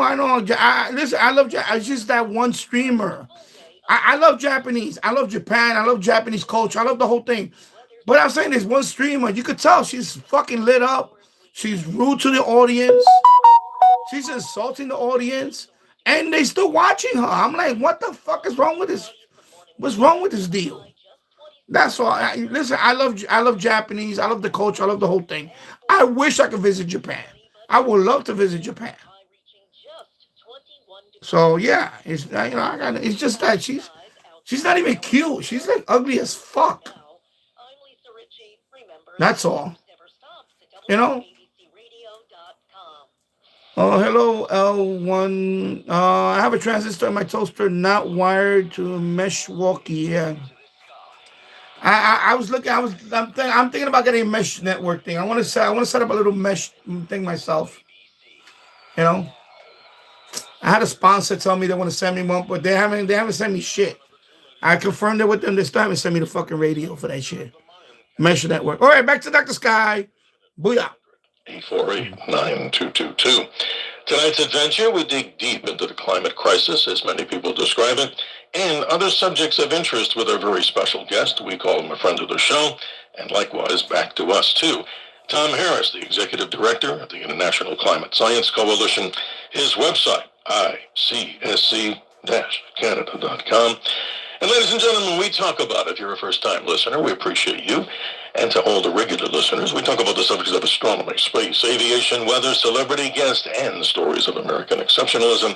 And many thanks to our helmsmen, Tony and Bill, that now navigate that powerhouse, this powerhouse blowtorch signal of 77 WABC. Tom, welcome back. So much to talk about. I wanted to shift the gears, if you don't mind, into this particular subject. Right now on the sun, I've been a solar observer with the special solar telescopes for years, going way back to the dangerous days when you put it on a projection screen. Why do I mention that? Ladies and gentlemen, something amazing is happening right now. One of the largest sunspot groups of entire solar cycle 25 is literally on the face of the sun. To see it safely, simply go to spaceweather.com, the big orange ball there. That massive sunspot group is the distance between Earth and the moon. The journey that these Apollo astronauts, the Artemis 2 astronauts will take. I keep thinking of Apollo. That is massive. 8 large X-flares, over this last week, and maybe more to come. So let's talk a little bit about that. The sun itself, you've written an article here just as recent as January in America Out Loud, and it's titled what? It's the Sun, Stupid, a dive into real climate science with Dr. Willie Soon. What's that all about? Talk to us about it. Yeah, for sure. He shows that when you look at the rural temperature in the United States, not the city, because the city temperatures are affected by what's called the urban heat island, and, that would be things like cutting down a forest and putting up a parking lot. It retains the heat, of course. But if you actually look at rural temperatures, and you compare it with the total solar irradiance, which is the output from the sun, they match almost perfectly for 120 years. That's what he shows in this little video. That, in fact, it's the sun that is driving climate change. And, of course, the sun then makes clouds. It's directly responsible for clouds.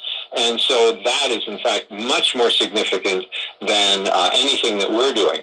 So, we're in, as you said, a very active period right now. We're just near or past the peak of solar cycle 25. Correct. And we're seeing lots of very active sunspots. The sun is moderately active right now. It has one very strong region. And this, they say, is, in fact, more significant than anything that we're doing. Most definitely, Tom. That's incredible. And for those out there that are interested, don't stare directly at it, obviously, without solar protection for the eye against the bright light of the sun, naturally. But it's interesting, this big fusion ball around the equator, it rotates, obviously, around 25 Earth days. And as you get closer to the poles, it takes them 33 days. But why do I mention this? Because all of this particular energy, can you imagine if we could harness the power of fusion? That would be literally just astronomical. It's more like a sci-fi thing, but they are working on projects like this around the world to harness and create fusion power. Now that would change the whole dynamic of everything in the oil and gas industry, without a doubt. Talk about fusion. That's amazing. Well, of course, fusion is different to fission. I mean, the first atomic bomb was fission, breaking the atom and releasing huge amounts of energy. But the sun works in a different way. It takes hydrogen atoms and it fuses them together to make helium and then eventually other heavier elements, and that's called hydrogen fusion. And the idea is that they would like to be able to do that on the Earth, because when you fuse together the different hydrogen atoms, you end up with a massive release of energy and essentially no pollution. Okay, this is the wonderful thing about it. So if we can someday develop hydrogen fusion and run our reactors that way, wow, we'll have energy forever, literally. Well, in your opinion, and I want to hear this, so the audience, I'm sure, would be asking this question, and ladies and gentlemen, your opportunity at 1-800-848-9222. Of all these alternate sources of energy right now, which one is still in the lead position and which one is not? I want to hear it from you. You study climate science. Yeah, well, across the world, the lead energy source for electricity is coal. Okay, that is, in fact, a major energy source, and if you burn it cleanly, it's a wonderful energy source. In fact, China, as one of the callers said, they're building their wind turbines using coal. That's the electricity source. And, of course, developing countries, India as well, they're massively expanding their coal use. So coal is a great source of energy. Oil is used, of course, for transportation, and in some places like Saudi Arabia, they actually use it for generating electricity in stationary power plants. But that's the ideal source for actually moving, vehicles and things like that, at least at the current stage. Natural gas, it's been a wonderful source as well. The only thing is, natural gas is also used for pharmaceuticals and other material processing as well. So we really don't want to burn it all. If we can use coal in place of natural gas and we do it cleanly, that's better because we actually save the natural gas for other things. It's interesting when they say we're going to replace coal with natural gas. Well, that's kind of like a reverse Midas touch. You're turning gold into lead. Like, why would we want to use natural gas, which is a very special fuel? It has a lot of benefits besides just using in stationary power plants. Why would we want to waste it on stationary power plants? We should use coal and nuclear for that mainly, and save natural gas. As I say, it's kind of a reverse Midas touch, using natural gas for baseload power.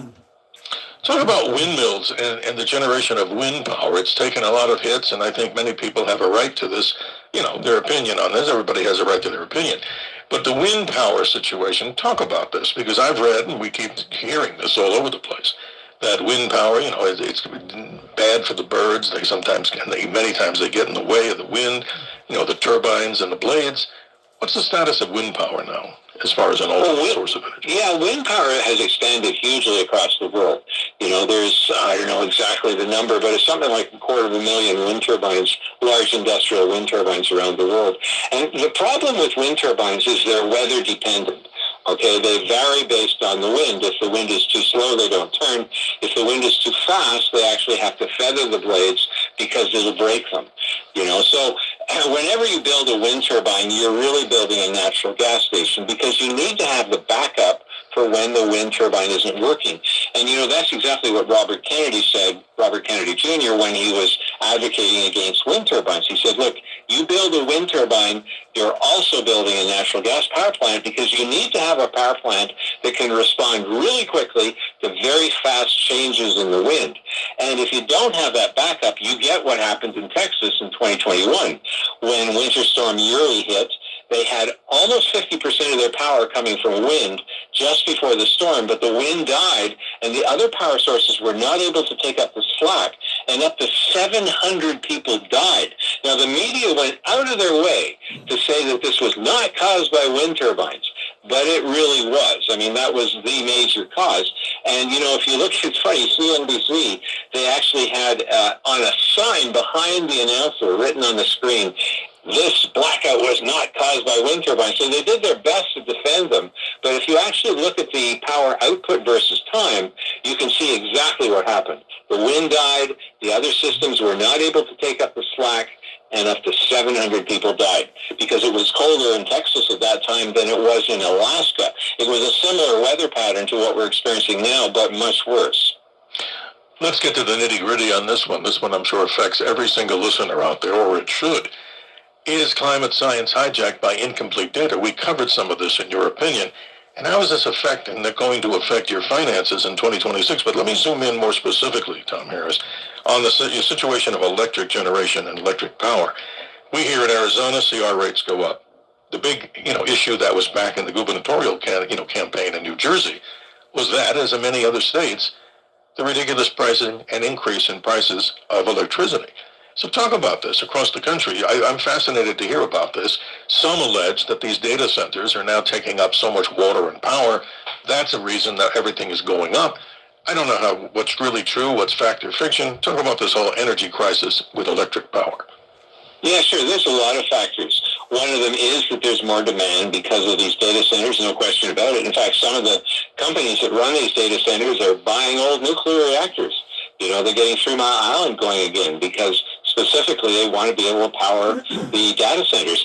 The other trouble is, of course, they're pushing more and more wind and solar power. And I'll give you an example of what happens when you replace coal, let's say, which is a good, solid, dependable energy source, with wind power. In the province I live in Ontario, in around 2001, we were getting 25% of our electricity from coal, and we had one of the cheapest electricity rates in the world, actually.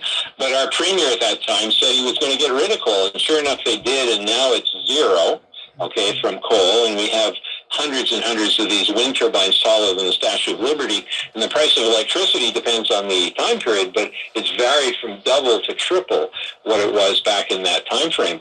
So, yeah, you bring in a lot of wind and solar, and you pay a great deal more. You see the places in Europe that have the most wind and solar power, like Germany, also have the highest electricity rates, and that's because not only are these sources unreliable and expensive, but you have to build doubly. You have to build the backup station as well.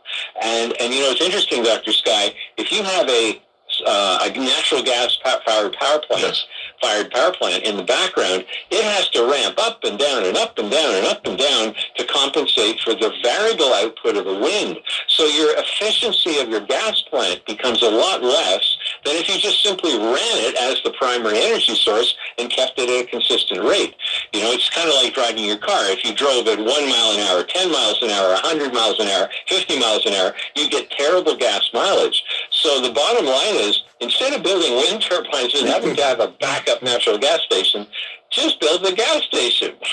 I hear you, my friend. I'd like to hear from the listeners out there on the concern and question, how badly has your electric rates been affected here, and why? I mean, in states like New Jersey, not to be repetitive, the gubernatorial election that just happened this past year, in New Jersey specifically, that one of the big issues on this particular, campaign trail to who the new governor would be is all about high electric rates. And I'm sure, ladies and gentlemen out there, you may be experiencing that. Is it because, as Tom and I are saying, maybe these, big AI, powered data centers are taking up all the electric? Who knows? 1-800-848-9222 might be a way to get some conversation going on that particular subject. But it is interesting. I mean, how does all this happen? I mean, the local counties and cities, they have these board of commissioners. They sit there and they go ahead and they just decide to vote on this stuff. And many times the people are not even invited to hear the conversation, right? It just happens overnight. This is what I'm hearing. Yeah, exactly. And the wind turbines are being supported by the media. In Canada, for example, it's a really interesting circumstance where, it turns out with all the subsidies that are given to media, they did it in response to the COVID lockdowns. They wanted to help these media companies stay in business. It turns out that now up to 50% of the salary of every journalist in every newsroom across Canada is paid by the government. So good luck trying to get, kind of unbiased reporting. See, the trouble is most of the people that write in the media in support of wind and solar power, they have no engineering background. They don't understand things like capacity factor and the intermittency problem of wind and solar. You only get power when wind blows, and you only get power from the solar when it's sunny, and you don't get it in the winter because it's covered with snow. They're very unrealistic. I find that our city here in Ottawa, they think they're going to be able to someday power the whole city with wind and solar power. Well, that to me is a recipe to go and live somewhere else. It sure can be, and it sure is. Here in Arizona, we had just recently a whole thing coming up, a big debate on whether in X location a new data center should be built. But because of the public outcry and the people testifying about the reason they didn't want it, in this particular case, they succeeded. So what's your word, Tom, in the special message that you can deliver here, talking about climate crisis, and things that may not be true that people are hearing out there? What say you about how they can become an activist of their own and trying to see that some of these things are we hear the truth. We don't want to hear the lies. What do you suggest people do to stay active, to fight for your rights? Well, I think there's a few things. It's difficult because the media censors so much. You know, that article that I had published in American Thinker, the reason I went to American Thinker was because I couldn't get it published in Canada. I went to all the top conservative outlets, the leading ones, and they wouldn't take it. And they had all kinds of excuses. Oh, well, this hasn't been reviewed in the peer-reviewed literature sufficiently. But when, as I said earlier, when they actually have a report or a study that supports the climate change narrative, they publish it immediately. Okay, it's all over the newspaper. So it's very difficult for the average person to even get a letter to the editor in because there's so much censorship. So what they can do is call into talk radio. I mean, that is a really good thing. Amen. That's what we're doing, right? Absolutely. Yeah. The most powerful thing to prevent censorship is what? Not only talk radio, but people, speaking out in good ways. And what's the bad way? Don't burn the building down and start revolting, and that's not going to solve a problem.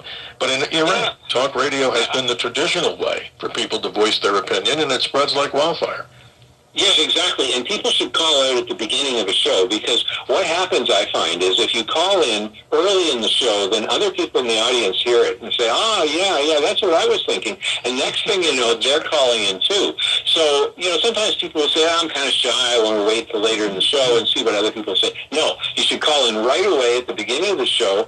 Get online as soon as you can. Unless you're swearing, generally speaking, you're not going to be censored out, and you get to say what you want to say. And you bring up good points. Right. Yeah, and that number, 1-800-848-9222, to do exactly what Tom is saying. It's never late because we have the time here to listen, ladies and gentlemen, in this particular conversation. And if you're just joining us from around the nation, around the world, Tom Harris, he's the executive director of the Ottawa, Canada-based International Climate Science Coalition. How long have you been involved in this so the audience knows? I mean, this is not something you started a week ago, and I said that being very positive to you. How long have you been doing this? Well, in 1999, I wrote an article for the Ottawa Citizen in which I said, exploring the planet, it gives us information that helps us, save the Earth. And I gave an example of a runaway greenhouse effect on Venus. And a local professor who doesn't want me to use his name because, it's dangerous in the academic world to disagree with the climate scare, he actually used my article in his class. He thought it was really good. He said, however, this part that says that if we continue to increase CO2, we're going to have Venus-like conditions on Earth, he said that's not possible. And he gave all kinds of reasons that we could talk about later. One of them is that we have oceans on the Earth that absorb CO2, and we have plate tectonics that pull it down into the Earth's mantle at the bottom of the ocean. None of that happens on Venus. And so he said to the students, this is a good article, comparative planetology, but that part's wrong. This guy, right-wing, climate change denier. I was on the other side. And he invited me into his lab, and he showed me the geologic record, which shows no correlation, no consistent correlation between CO2 levels and temperature. And the thing that blew me away, Dr. Sky, in 1999, which is when I sort of converted, is at 440 million years ago, it was a period when some people think that the whole Earth was covered with ice, including the oceans, ice ball Earth theory.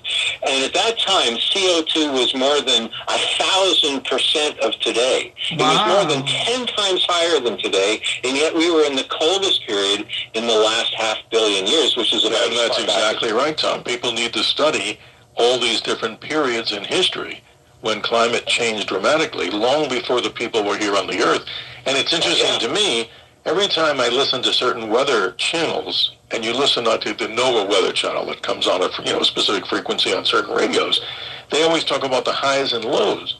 So sometimes they'll talk about lows going back to like 1900, 1925 for highs, and I'm saying to myself, wasn't this a natural cycle in the Earth? Was it possibly El Nino or La Nina to get involved here? And not necessarily, nor dismissing people who would pollute or do things nefarious to the atmosphere. So obviously this has been going a long time. So Earth's been through what? So many extinction events. But Mother Earth, not to sit back on her laurels, has had the ability to be a most amazing planet to rebound from all of these different things. And Tom, in the few minutes before the hard break here, I just wanted to move on to something that people are texting me on. And they're saying, hey, Dr. Sky, we talk about the sky. That's the whole mantra of the whole show. So we always give them, Tom, a little sky report. So this is Before the interesting, ladies and gentlemen. No matter where you are, with the coldest of temperatures or a warmer climate, here, if it's dark out and you have a clear sky, the moon passed its full phase right now, moves on to last quarter on the 9th, rising around midnight. The moon's farthest away from us on the 10th, we call it apogee. And for anybody, maybe penguins particular and whales in the ocean, an annular eclipse of the sun takes place on the 17th. Hardly anybody will see it, but rest assured it will happen. New moon on the 17th, the best time of the month, not only in my opinion, but I'm sure Tom's too, for looking at very faint object. Your planet of the month pretty much is Jupiter. High up into the eastern sky, if you look up there, that big white orb, now over 400 million miles away, then the moon continues to wax the beautiful thin crescent as it starts to be visible by around the 19th, low into the south-southwest. And don't forget, there's something even stranger happening. On the 20th, we'll find out that there's an incredible close conjunction of Saturn, which is visible to the naked eye, high up in the southwest. And those of you with telescopes, less than a degree southeast of Saturn, the very, very distant, now the 8th planet of the solar system, Neptune, is visible as a tiny little blue speck over 2 billion miles away. Interesting stuff, right, Tom, to talk about it? Yeah, it's incredible. Yeah, it's going to be really exciting when we finally get to Jupiter and we actually start to explore Europa, which I think has an ocean under the ice. You know, they're talking about Europa Clipper, the Mission Express to Jupiter. I mean, lots of exciting things happening. And I don't know if you realize it, but later this year, we have another spacecraft going into orbit around Mercury. Y'all going to play that tonight, but I'm going to play Europa. Bepi Colombo. It's a it's a European Space Agency Japanese mission, and it's going to go into a tight orbit of Mercury. So there's lots of cool things happening this year. Totally amazing, Tom. The sky is filled with so many wonderful things to see. And that's how we started this a long, long time ago in my own life, reporting on these particular subjects deep into the night. These are the many mysteries of the world, the universe. And we bring Tom Harris here on regularly. Oh my God, I have bison meat. Call him a friend of the show. Buffalo meat, I have buffalo meat. Very lean, yeah. My email, if you'd like to make guest suggestions or comments, is just drsky@wabcradio.com. And the beat goes on, ladies and gentlemen. So many wonderful things. And again, not to be on a soapbox, but if you're ever coming to Arizona, and I know we seem to be the heat center I had gator meat too. California. That thing I did, I ate alligator meat. Dinner cruise, people tell us that. I was in Florida. For the last 10 years on a beautiful dinner boat called the Dolly Steamboat. Very good. One of the most beautiful lakes in Arizona. The Dolly Steamboat, I'm privileged honored to be the host of a very interesting tour. We take deep, powerful lasers to move into the deep of the night. A wonderful catered dinner on board. And people from all over the world, mostly East Coast people, Tom, and people from Canada, come, of course, this time of year. They want to see the wonders and splendors of the universe. And to learn much more about that, simply go to dollysteamboat.com. You'll see this most incredible, cruising boat that goes on the lake. We take about 100 people on this special cruise into what we call Arizona's Junior Grand Canyon, into the dark of the night. And that, many, many years ago, was formed as what? A man-made lake, by the great conservationist President Theodore Roosevelt, and the waterway of the indigenous people, the Hohokam Nation that lived here and still proudly can claim land here in the desert Southwest. We'll be right back with Tom Harris, and ladies and gentlemen, your calls like Cheryl Lynn in Canada and others at 1-800-848-9222. We will be right back. Hello, this is Broadcast with TVs. Advertising here on WABC is just common sense. Nielsen has said... Alrighty, let me read the comments. Welcome, Twitch. I just got rid of TikTok. I just shut that down. Yeah, TikTok is dead. So welcome, Twitch. I got somebody watching on Twitch. And QT Hecky. Follow me. Thank you for the follow, QT Hecky, right there on Twitch. So thank you, Twitch, for stopping by here. I mean, streaming Danny Radio Tech Twitch, Danny Radio Tech YouTube, side by side. I'm streaming on two socials right now. I'm gonna read some of the comments here. Let me go over here. Whoop whoop whoop whoop. That's a lot. It's a lot, man. You're talking about rabbit meat and all that. Hello, I don't know. I don't know. I think that looks Chinese. My name is Danny, not Terry. But anyway, hello, my friend. You guys talking about rabbit? I never had rabbit. I never ate rabbit. All right. Hello, L1. Yeah, maybe we can make a pirate radio with mesh. Yeah, we'll see. I'm definitely looking into mesh. And I'm gonna say Hassan Fuffer, whatever. I don't know. I forgot. That sounds familiar. I'm gonna scroll down quick here because I know this this break is gonna happen pretty fast. So you have both frog legs. Yeah, I always wanted to try frog legs. Let me lower down so I can see the break. Elmer time. Escargot tastes like chicken as well. Yeah, I don't know. I'm kind of worried about the snail thing. That's the only one that worries me because I saw 1,000 Ways to Die, but they ate raw snails. That's what happened to them. So they ate raw snails. I guess the guy and the girlfriend, the guy and the girlfriend ate raw snails, and there was a parasite that went in their brain and basically turned their brain into Swiss cheese, and they died. So I'm kind of worried about that parasite thing with the RT08. We will get them from the ponds on the farm. Okay, farm grown. Okay. Elmer time. Grizzly bear meat, very greasy. I don't suggest eating it. Oh my god. Yeah, Elmer time. You're a predator, bro. You're freaking T-Rex, bro. You eat everything, bro. RT08. We always have deer meat. I have venison. It's very good. A little gamey, but very good. I definitely ate deer meat. It's very good. Very lean. Also, buffalo. RT08. Buffalo meat is very lean. Yeah, bison burger. At one time, yeah, definitely bison burger. RT08. Colorado has many restaurants where my dad lives. Okay. Elmer time. I lived on elk meat for 3 months. Wow. Yeah, timber rattlesnake tastes like trash. Okay. Yeah, now you eating snakes, bro. Man, you're a predator, bro. Yeah, thank you, Twitch. Twitch is, I got somebody watching on Twitch at least. I got 100 people on Twitch following me. Thank you for the follow. I had my Twitch account for a few years now. But definitely thank you. Hey, gonna try Twitch.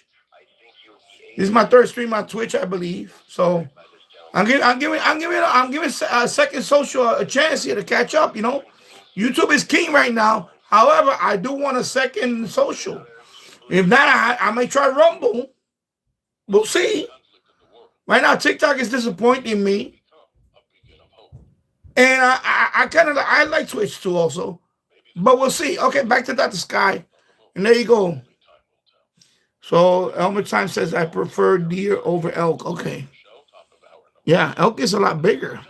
We'll go to callers. They've been patient. We say good morning. Isn't that like a moose? To the north in Canada. Good morning. Sherilyn, you're on. All right, here we go. Dr. Sky Experience. Thanks for your patience. Hey, hello, Good Twitch. morning. Here I sit in my over 4 foot of snow. There you go. But I love it. I love snow. And it snowed all day long today, too. So anyway, my nephew's going to come over tomorrow and plow for me. The reason I'm calling is all the talk that you hear, whether you're listening to scientist shows or whatever, they talk about how everything's got to be electricity. Okay, real quick. Can you stream on live on Blue Sky? I don't know. I don't really want to stream on Blue Sky anyway because that's not something I want to stream on. I'm really trying to get on a little bigger social, either Twitch or TikTok. That's about it. Maybe Rumble.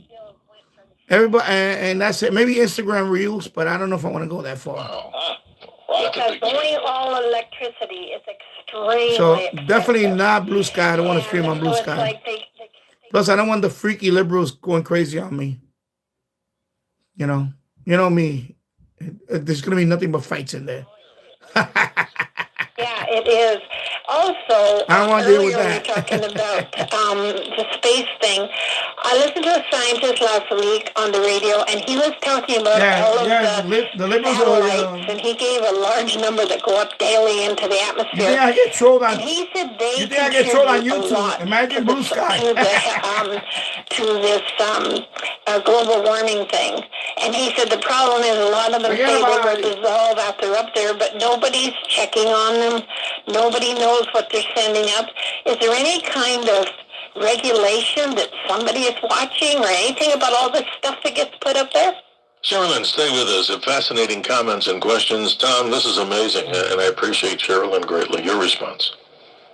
Yeah, I mean, there's a huge amount of space junk. It's very dangerous, actually, and becoming more dangerous for having impacts in orbit. You know, you have a bolt going at 20,000 miles an hour relative speed to you. Let's say it's going 3,000 miles an hour and you're going 17.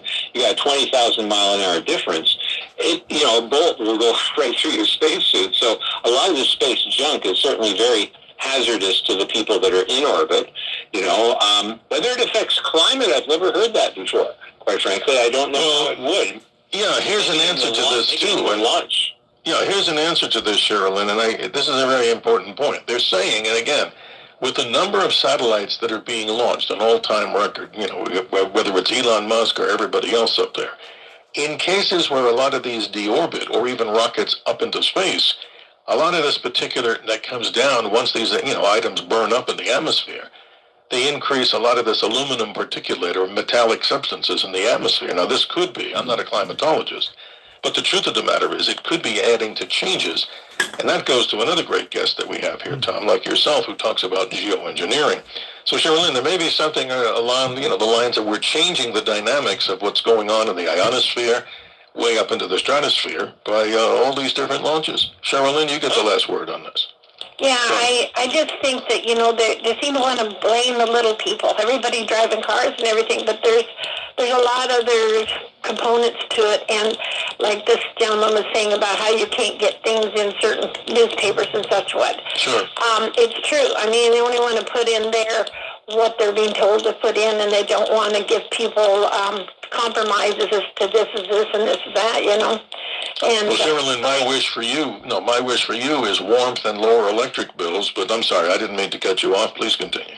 Warmth. I'm really a person that loves snow, and I love the cold. When I worked at the hospital, I had a little snowman that was up in my office, and it said, "Let it snow," and I kept it up there year round, even in the summer, because I like the snow. But, yeah, well, you don't get the big insects. That's one thing we don't have, and nobody lives under the bridge. Nobody lives under the bridge in the winter here. They're dead. There you go. Well, Sherilyn, I love your warmth about the snow and the positivity there, and hopefully we've answered some of the questions. No, that was a good point I just thought about that, about what you didn't mention. Imagine at some point, I guess, there's so much space junk that it starts affecting the atmosphere. Like the movie WALL-E. I know that's a kid's movie. Remember WALL-E, when the whole ground, the whole earth was full of garbage? But imagine, I know we already have that in the ocean. Like, there's literally like a continent of garbage, a small island of garbage, or whatever you want to call it, in the Pacific somewhere. And they've been cleaning it up the last few years. But imagine that. It's a whole atmosphere full of, space junk to the point that it does affect the weather. That's pretty interesting, though. You just got to say that, hey. And right now, but imagine in another 100 years. All the space junk. Let's not follow California into energy poverty. Define that to those that may not understand what that really means behind the scenes. Well, that's right. And in fact, it turns out that in California, this is one of the most developed part of the world. They're actually having major problems with energy poverty. That in fact a high fraction of the population cannot afford their energy bills. I just wanted to give you a couple of quotes here. It says in excess of 1 in 4 Southern Californians can't pay their energy bills at all, according to an ABC 7 analysis of the U.S. Census Household Pulse Survey data. That means over 8 million Californians are living with energy debt. Okay, and this is largely because the rates have gone so high because the state has gotten rid of their least expensive energy sources, and they're trying to run the state with these flimsy wind and solar power sources. So, it's a very serious problem in California. And in New York, believe me, same thing here. In the world, California wouldn't have any people in energy poverty, but they do. And in fact, Jason Isaac was our guest on the show back a couple of weeks ago, and he said this: since 2022, electricity costs in California has risen nearly 35%, 3 times the rate of overall inflation. Okay, families did not suddenly become irresponsible. Their bills simply became unaffordable. I just saw it. You know, that's really tragic. And imagine not just there in California. Look at other people around the country. What if you're on a fixed income like Social Security and you're barely able to go to the grocery store, God help you, and now all of a sudden there's obstreperous rate in your increase in energy? What are you supposed to do? Real quickly, yeah. Same here in New York, bro. This stupid governor with alternative energy shit. You know what happened to our rates? It's skyrocket. It's up 30% almost right now. 30% because she wants to put more green energy. Let me tell you some people out there. Green energy is more expensive to produce than traditional coal burning or even nuclear. We had a nuclear plant and they shut that down.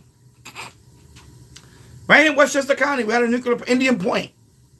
They shut it down. I think about 10 years ago now. I think finally it was like 7 years ago. They finally shut it down. Anyway, we have a nuclear plant right here. When they shut that plant down, the rates went up, and then of course she doubled down on her stupidity, and so we're not gonna have green coal energy, whatever coal. We're gonna have more alternative energy. And that skyrocketed the fucking rates. So California, you're not alone. New York is suffering from that shit too. Okay? So there you go. And Sushi Cat, you're a fucking idiot. You know? Stupid. You really are a fucking sick fuck. Dumbass. In fact, in a few minutes I'm going to go in and you're going to get banned. That's it. Fucking idiot. I'm not a political guy, but the truth of the matter is... What are you, fucking 12? What you thought you was going to get? Oh, my God. Oh, he's so funny. Oh, my God. Dumbass. Podcast. Do I have this correctly? It's the other side of the story. Is that the correct... Anyway, somebody time him out for Infinity, please. That are not political. I'll ban him later on tonight. But are when I go on the computer. Things about climate change, things about all sorts of things. And, it's really fun because they can't get media coverage, but we give it to them. So people log into AmericaOutloudNews.net and, AmericaOutloud.news, that's the site, AmericaOutloud.news, and click on the other side of the story. And we bring in lots of leading experts who are saying things you're not going to hear in mainstream media. Tom, simply, not to sound ridiculous and ridiculous to the listeners out there, have we lost the art of debate in this world today? I mean, I remember in high school we had debate class. In college we had debate. What say you? And how do we resurrect that so critical thinking becomes the law of the land with common sense? Yeah, I think that what's needed in schools in particular is that they get back to that. They get back to having debates. We had IODE competitions, and people would be given the job of defending or opposing a certain point of view, and they didn't have a choice. So they actually had to research something perhaps which would be different to what they had heard in other places. And I think we just need a lot more respect and humility and recognizing that the more you learn about these issues, the more you realize how complicated they are, and that the simple answers that are portrayed by the media often don't make any sense at all. So, I think people have to be more humble, more respectful of other points of view, and recognize that, if you learn more, you might change your opinion. With common sense, and don't fall prey to the Dunning-Kruger effect, right? There you go. Yeah, exactly. Things are more complicated than they appear on the surface. Tom Harris, we're coming up on the last break of the 2-hour show here. And ladies and gentlemen, we haven't gotten to you. We will. We have, when we return, Tony in Arizona, and hopefully others at 1-800-848-9222. There you go. Thank you. On the Dr. Sky Experience. Hey, somebody fixed his ass. Thank you for that. Mind, we take an intermission. So now it's time for many to go to the snack bar, or don't change that dial. We'll be right. All right, there you go. Thank you for that. Whoever, and yeah, he's gone. All right, RTC, Colorado's trying to move to green. Exactly the same shit. Another fucking state, Colorado. Green energy, they're heavily advertising, but they're needing to build natural gas turbines to offset shutting down. Because you understand, green energy is a small percentage. It cannot power. This dream about it's going to power 100% of the country. It's never going to happen. It's too expensive. is not 100% reliable. Wind power and solar is not going to cut it. You understand? And by the way, even coal burning. Right now, we're the cleanest coal burning nation in the world. Okay? You know, for you climate change fuckers out there, we are the cleanest in terms of just coal energy, you know, coal fire energy, whatever, you know. And by the way, nuclear also, we're the safest in the world. So, you know, but of course, you know, these people don't understand that, you know, they think, you know, that, oh, solar. No, solar's not going to, you know, look at Cuba. They have power outages right now because there's no petrol. Because right now, because, you know, the Venezuela and all that nonsense, you know, with the whole thing, which rightfully so, they deserve it. They do have solar farms that China did help them. But it only accounts about, I think, 10% of the whole power grid in Cuba. I think it's 10%. I'm being generous. I think it's maybe as high as 5% of the whole country. So solar power doesn't work as a reliable source. You know, even in the tropics, it doesn't work, especially if you get a hurricane. You know, hurricane destroys those panels, you know, whatever. You understand? It's like, come on, bro. These people are, you know, these liberals, they're not dealing with reality. They're just not dealing with reality.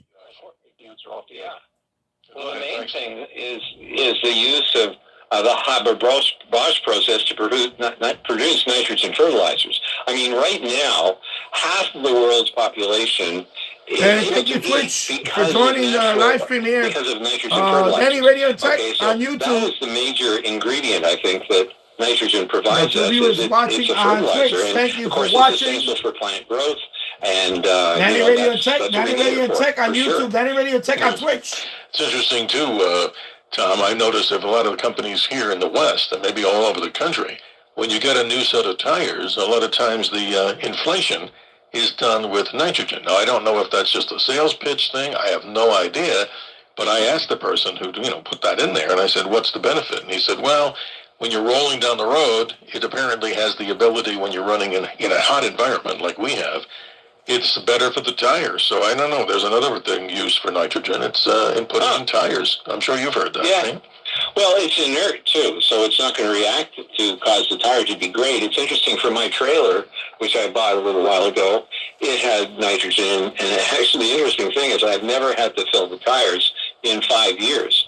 So I don't know if that's the reason because of the nitrogen in there, but that's certainly one of the uses. But most of our atmosphere is nitrogen. So absolutely. A good point that Tony brought up here in the state of Arizona. So let's kind of give a summary of the things we've been talking about. I mean, you've been bringing up a wide variety, a plethora of subjects here on the Dr. Sky Experience.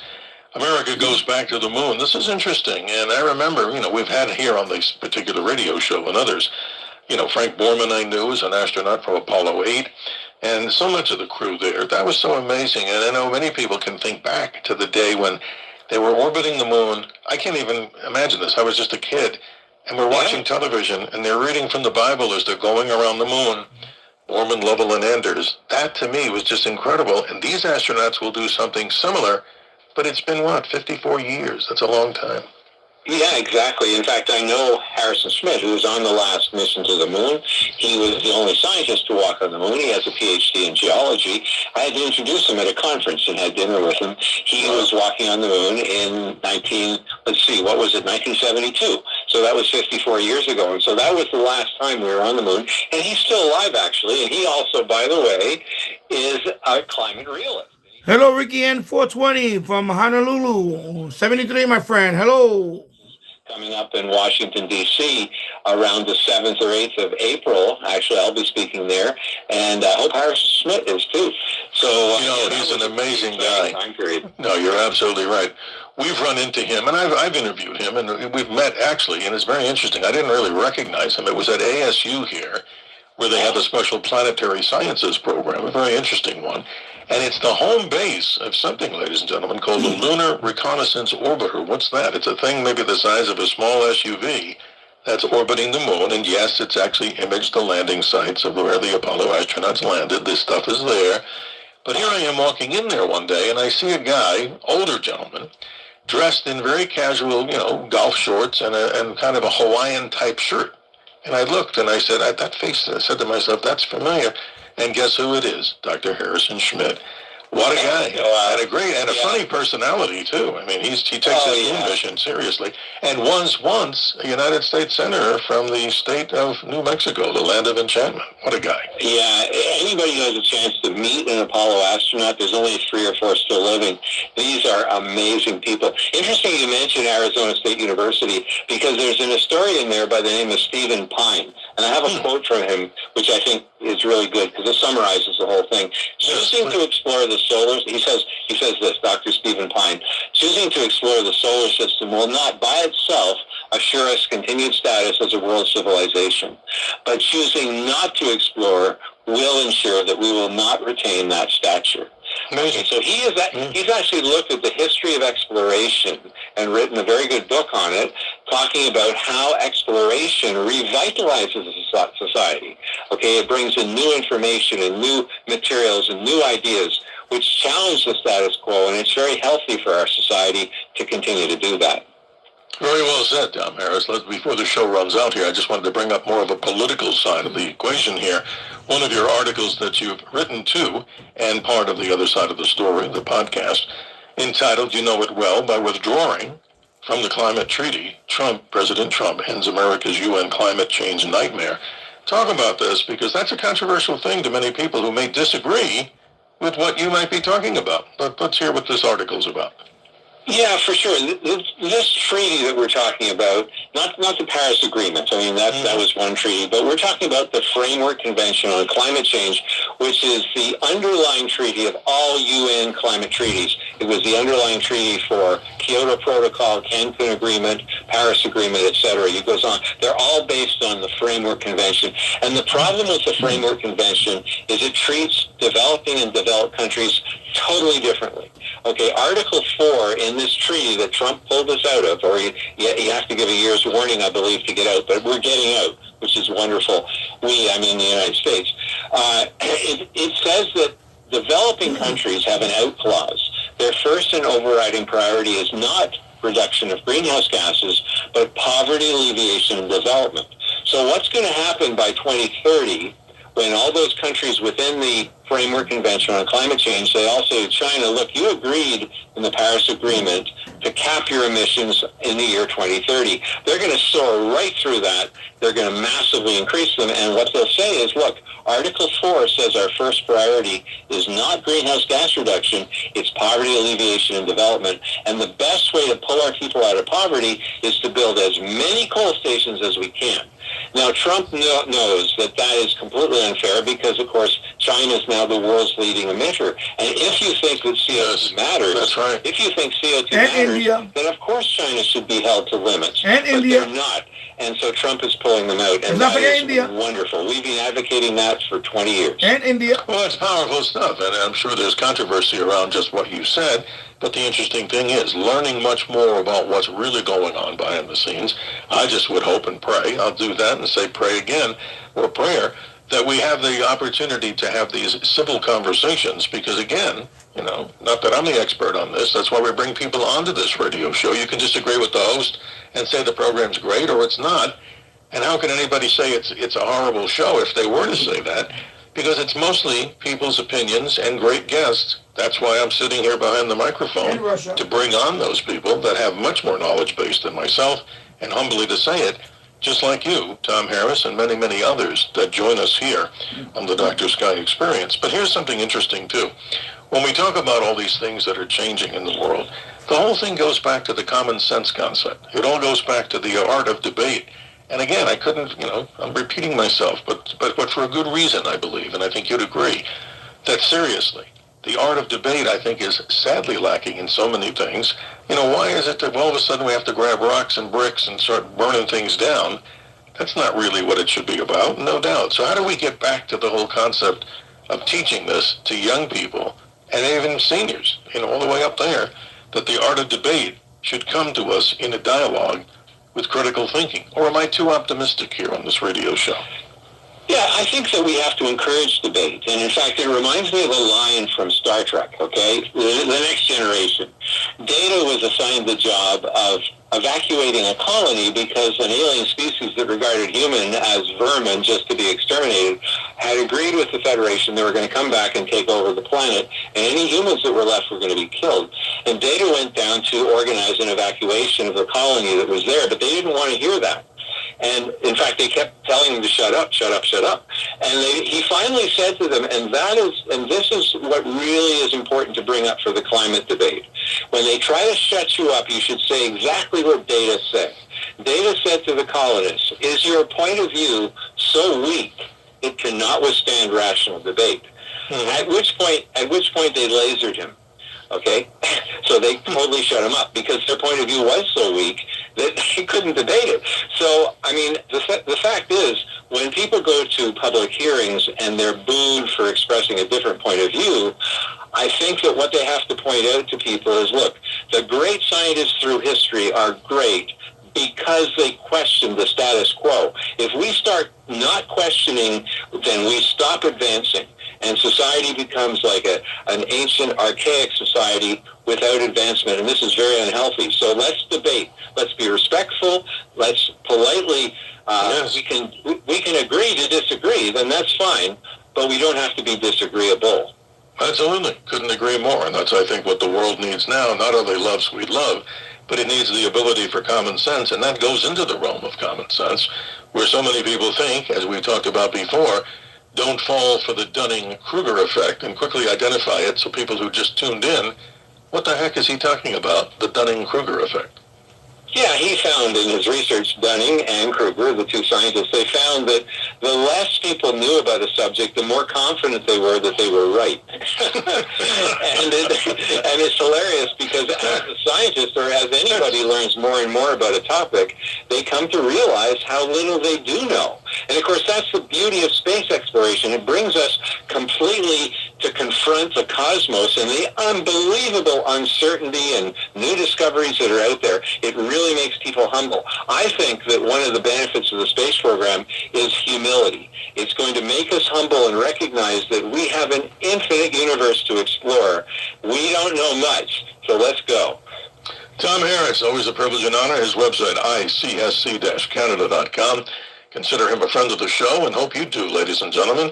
And the art of debate. Let's focus on how we can do that and teach our children or learn ourselves to agree to disagree, but not to burn things down and blow things up without knowing, and don't fall for the Dunning-Kruger effect. Thank you, Tom Harris. Always a privilege and honor to have you here on the Dr. Scott Experience. That was fun. Thank you so much, and have a good morning. Ladies and gentlemen, a sincere shout-out to owner and operator John Katzimatidis and family, and also from the executive staff, Chad Lopez, for having the opportunity here that they've bestowed on me to be behind this particular microphone here on Talk Radio 77 WABC, as we call it, the Powerhouse Blowtorch. This 77 WABC broadcasting where from the center of the universe, New York City, to you, the nation, the world, and I'm sure out deeper into the cosmos. And of course, proudly, we pass the torch of conversation to TJ McCormick for the other side of midnight as we move through time and space, ladies and gentlemen. All right. My email, drsky@wabcradio.com. And we'll see you tomorrow with a conversation on the killing of the bees. Why are bees disappearing all over the world? You'll be most fascinated, I'm sure, when you tune into the Dr. Sky Experience in less than 24 hours. Have a good morning, stay warm, clear skies, and above all, good health to each and every one of you.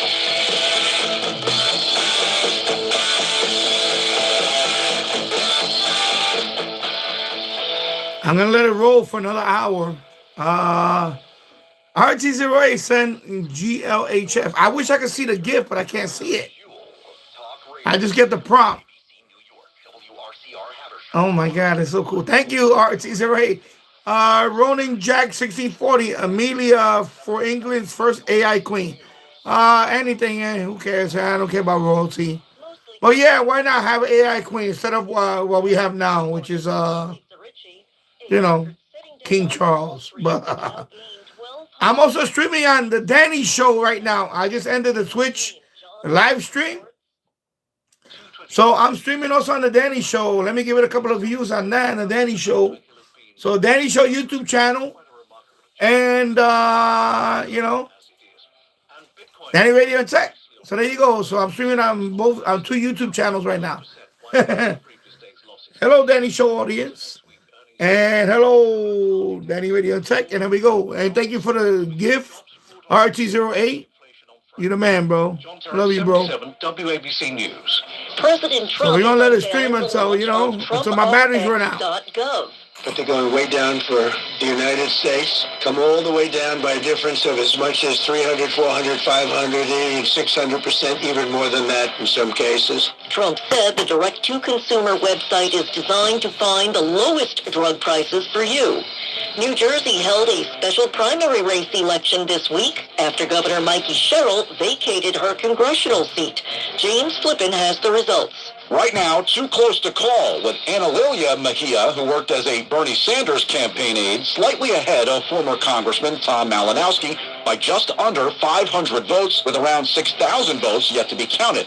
Mail-in ballots must be postmarked by Election Day. Mejia was endorsed by high-profile leftists like Senator Sanders of Vermont, Senator Warren of Massachusetts, and New York Congressman AOC. The winner of the primary will face Randolph Mayor Joe Hathaway, who ran his race on the Republican side unopposed. James Flippin for 77 WABC News. A reward is being offered for information on the missing mother of Today's Show host Savannah Guthrie as the search stretches through its sixth day. Monica Nelson reports. The FBI has joined in the search for 84-year-old Nancy Guthrie, who was reported missing on Sunday from her Arizona home, and they are now offering a $50,000 reward for information leading to her recovery. Today, a California man who authorities say sent a phony ransom threat to the Guthrie family will make his first appearance in an LA courtroom. 25 people watching on the Danny Show. Airport. Wow. Trump Station. President Trump has reportedly 11 people watching on the Danny Show. Wow. Here we go, bro. Tammy Trujillo explains. Hit it. Billions of dollars and already approved money for a New York rail tunnel project. Danny Show. On the condition his name is put on two key travel hubs. Trump offered to release the $16 billion in funding for the Hudson River Gateway Tunnel if Dulles Airport outside Washington and Penn Station in Manhattan were named after him. The Trump administration blocked the already approved funding in October of last year. Schumer is New York's senior senator. He reportedly has turned down the deal. I'm Tammy Trujillo. Thousands of striking nurses across the city have not collected a paycheck in weeks. Thursday, they tried civil disobedience to get their point across. Noam Layden reports. This is day 26 of the largest nurses' strike the city's ever seen. Yesterday, 13 nurses were arrested for blocking the entrance to a Manhattan hospital. For the first time in my life, I'm going to deliberately break the law. I know there's a proud history of people submitting to arrest when they see something that's wrong. And what we've seen over the past 3.5 weeks on the strike line from this association and our hospitals has been really, really wrong. The nurses say they're still in talks with Mount Sinai, New York Presbyterian, and Montefiore hospitals. The sticking point's still the same. Wages, health care benefits, and safe staffing levels. Noam Layden, WABC News. The governors of Massachusetts and Washington have a friendly Super Bowl bet. If the Seattle Seahawks win on Sunday, Massachusetts Governor Maura Healey will send clam chowder, lobster rolls, oysters, and Dunkin' coffee to Washington Governor Bob Ferguson. If the Patriots are victorious, Ferguson said he'll send Healey some of the best shellfish and coffee in the world. In sports, excitement's building towards Sunday's Super Bowl 60. The Seattle Seahawks will try to avenge their Super Bowl 49 loss to New England. This is the first time the Hawks are back in the big game since that defeat in 2015. They're once again facing off against the Patriots, who are aiming for an NFL record 7th Super Bowl title. Your forecast overnight, cloudy, some snow showers, the low 23. Later today, mostly cloudy, some flurries, the high 26. And Sunday, mostly sunny, very cold, the high 21. I'm Lisa Ritchie. Remember, the news never stops at WABCRadio.com.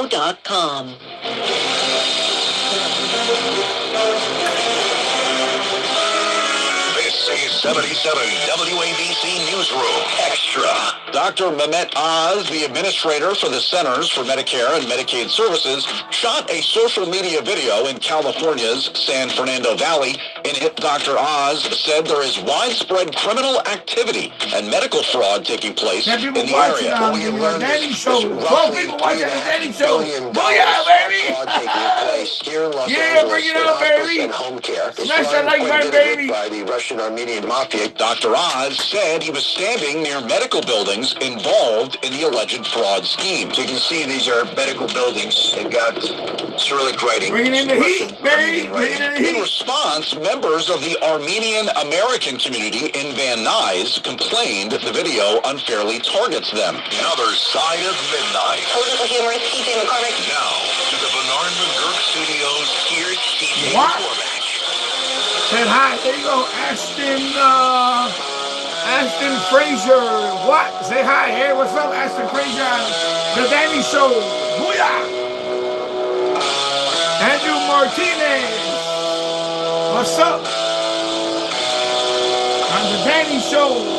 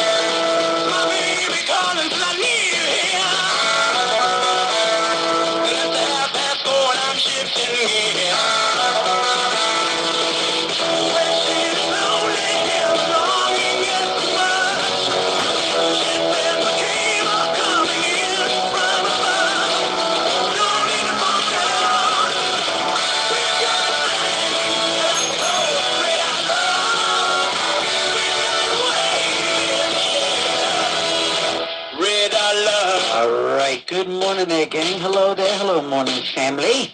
It is me, TJ, here on another side of midnight. 1-800-848-9222. 1-800-848-9222. And, every week I go in and saying, I'm not going to do anything serious.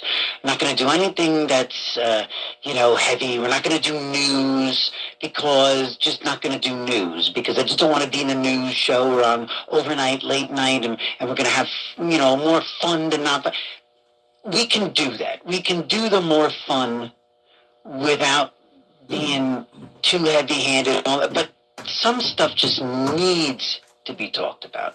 Yep. And something that irritated the daylight. And this is kind of how I end up determining this is TJ McCormick on WABC out of New York City. And welcome to the Danny Show. That is something that'll just be really burning a hole in my intellectual pocket. And for the last couple of days, it hasn't been this awful thing with Nancy Guthrie, with Savannah Guthrie's mom. It hasn't been that. That's been bothering me, and it's just been fascinating to watch. And it's awfully sad. I hate to say that it's political, but the left, the Democrat, they're back to doing what they do. They are right back to the songbook, and it drives me nuts. I'll just cut to it. It drives me nuts when I see the left using kids as pawns, when I see Democrats using children. It seems to be they have their arrows in their quiver, right? They have their game plans that they go to, and they've been doing it solidly, on the money, in Minneapolis. They've been and it's almost like they blew the dust off the archives, off the BLM and George Floyd archives. And they brought out the wooden soldiers. They went into that warehouse and they pushed the buttons. just like the Thanksgiving Laurel and Hardy classic. Here come the wooden soldiers. Yeah. And, you know, the white ice, liberal of course, moms.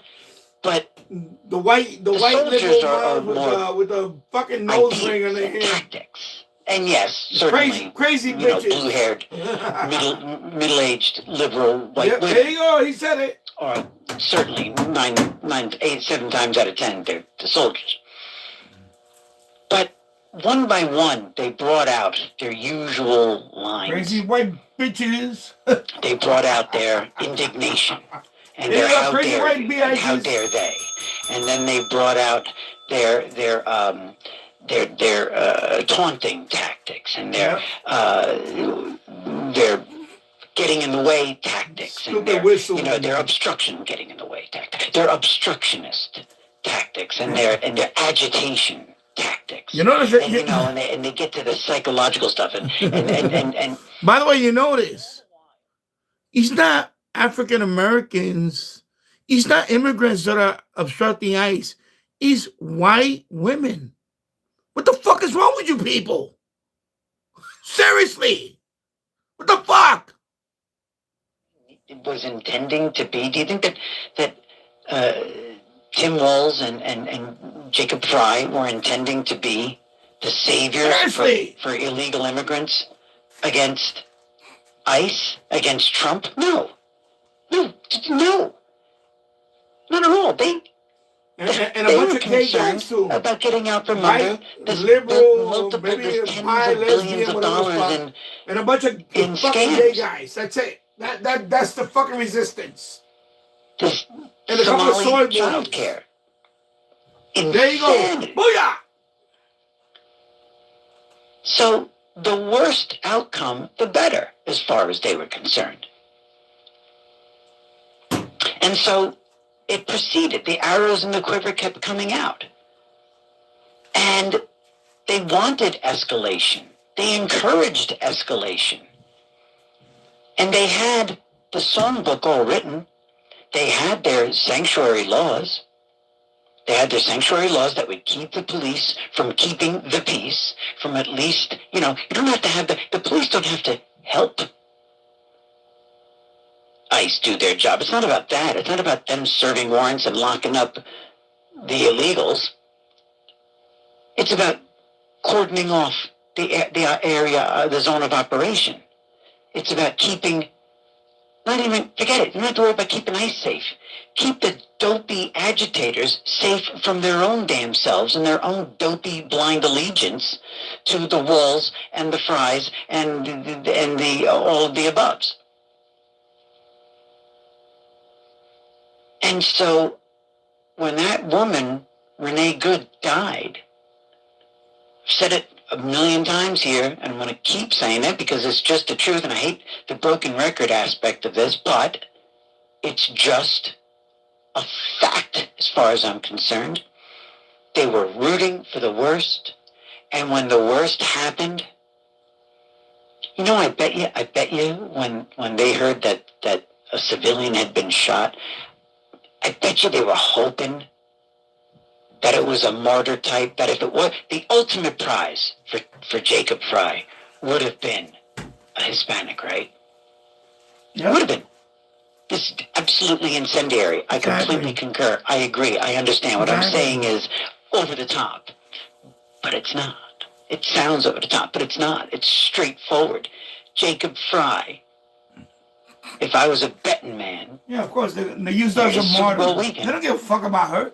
They fucking... I would bet. They fucking wanted the distraction of the fraud case shit. That's all. I said, no, sir, but it was a married lesbian. White woman, middle-aged. Great. That's my bread and butter. That's fine. Okay, great. That's my bread and butter. Yeah, crazy bitch. Crazy bitch.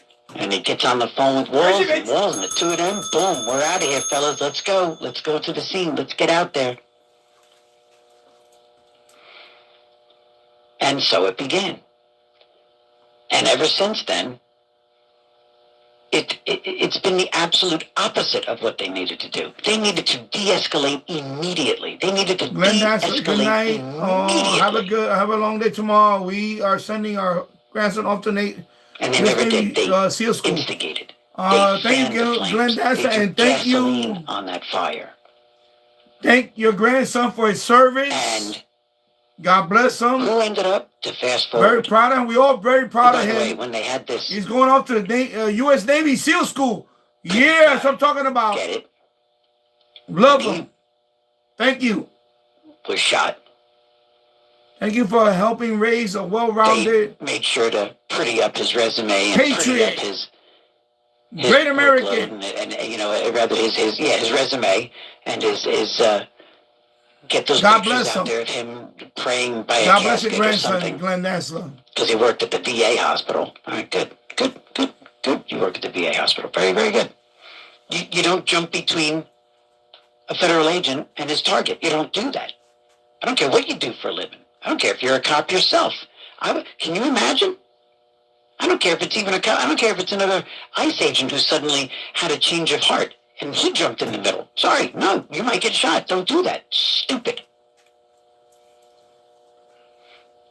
Who ended up de-escalating? Who ended up taking the air out of the balloon? They eat their own.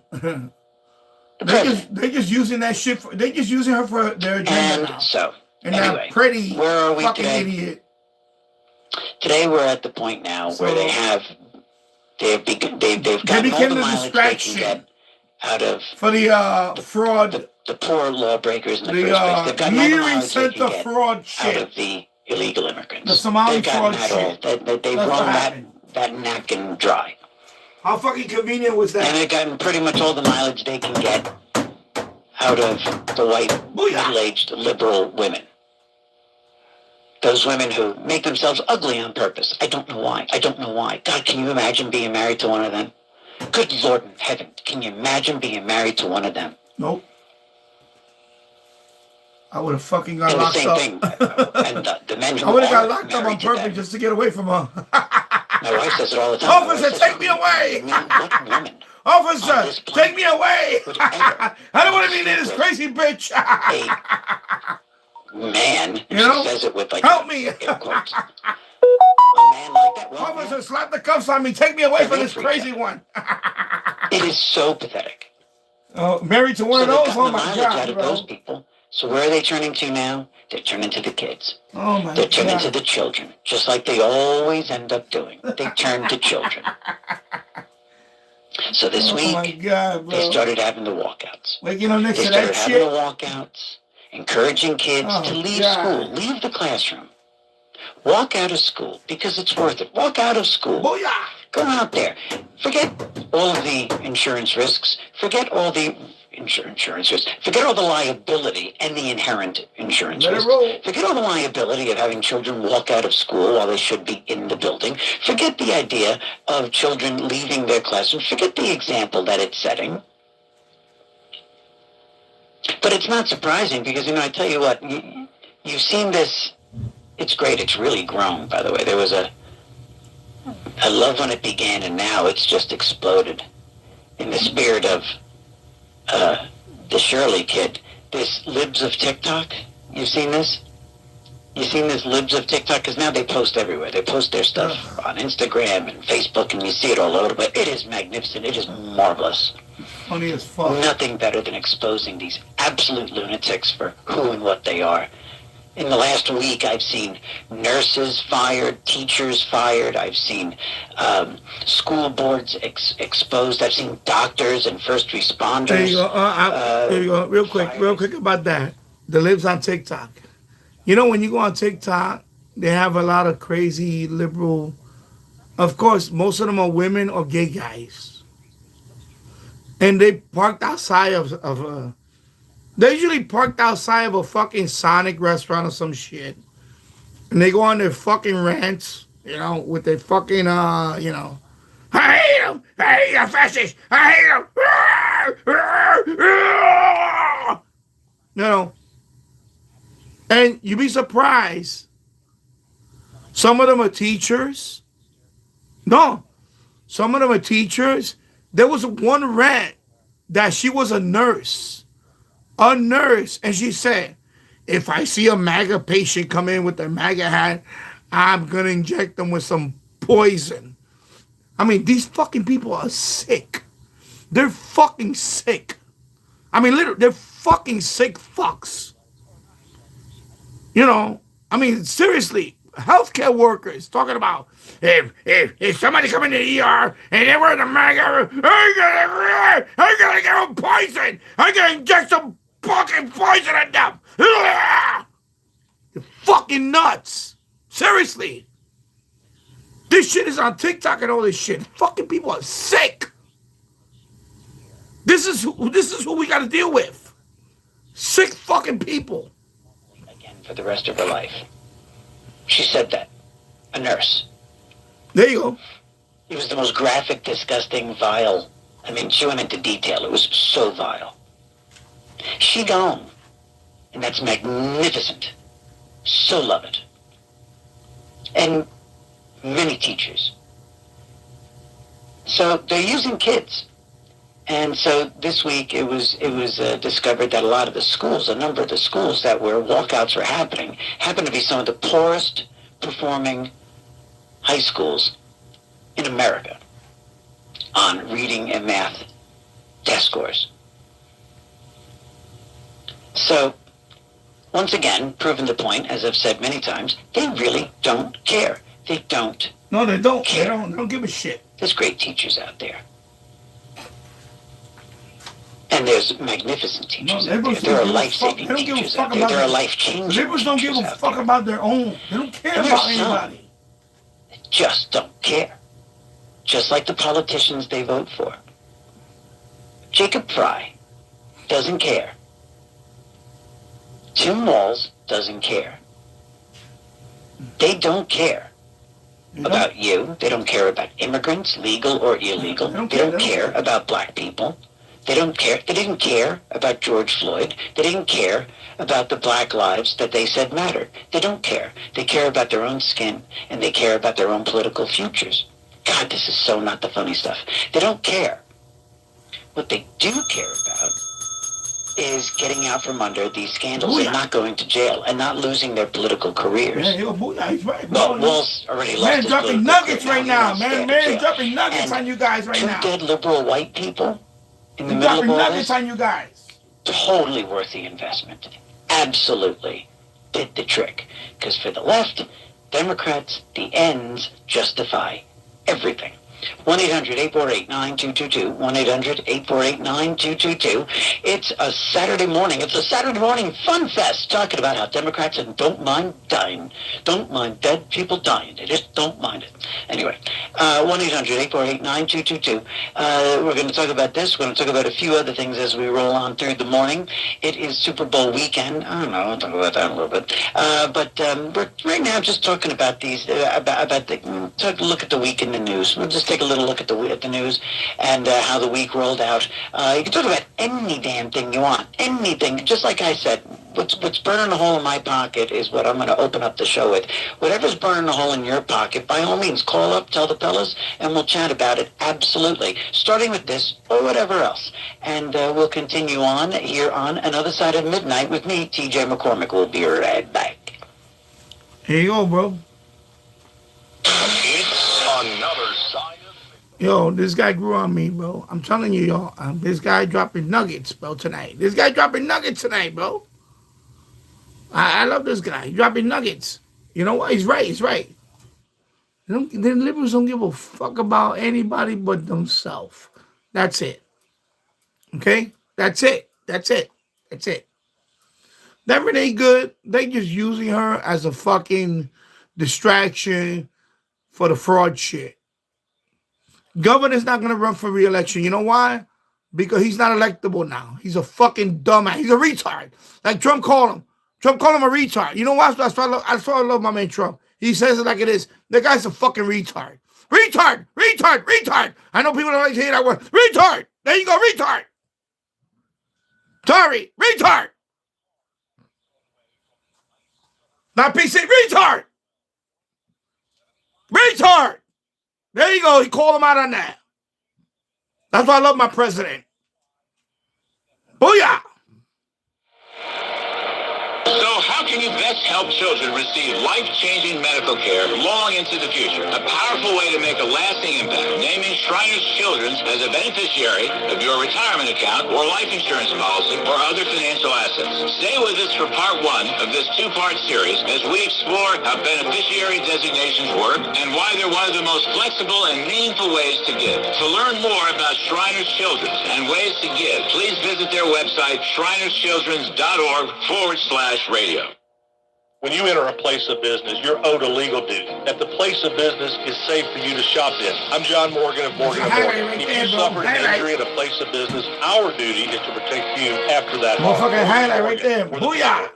Hiding your smile in photos? Embarrassed eating in public? If stained, crooked, or missing teeth have you living in quiet desperation? There's hope. Hello, I'm Dr. Don Roman, and my team can help. You better believe, before my channel gets banned, I'm going to say it like it is here. That's it. They can do what they want. They want to shut me down, shut me down, shut me down. I don't care. I ain't making anything here. I'm not making nothing here. Nothing. I'm making nothing here. Look, nothing here. So you know what? Pull the trigger, ban me. I don't care. Then you want, you martyr me. Then people say, wow, that guy, Dan, Danny Radio say he got banned by YouTube because he was so outspoken. That's it, bro. Then I'll be on Rumble, and I'll get millions of people following me after that. So there you go. No biggie, bro. No biggie. No biggie. You can shadow ban me all you want, bro. No biggie. Studios, here's TJ McCormack.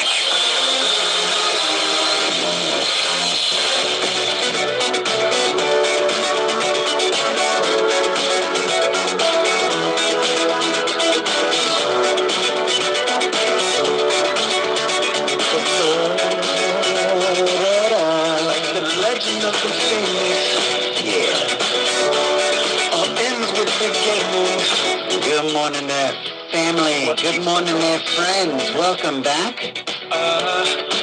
It is 27 minutes past the hour. It's an early Saturday morning, a late Friday night out west. And it's another side of midnight with me, TJ McCormack. And we're talking about really fun, wacky stuff. We're talking about all of this awful, ugly stuff out of Minneapolis and all around the country. Look, again, there's silliness to be found even in all of this ugliness.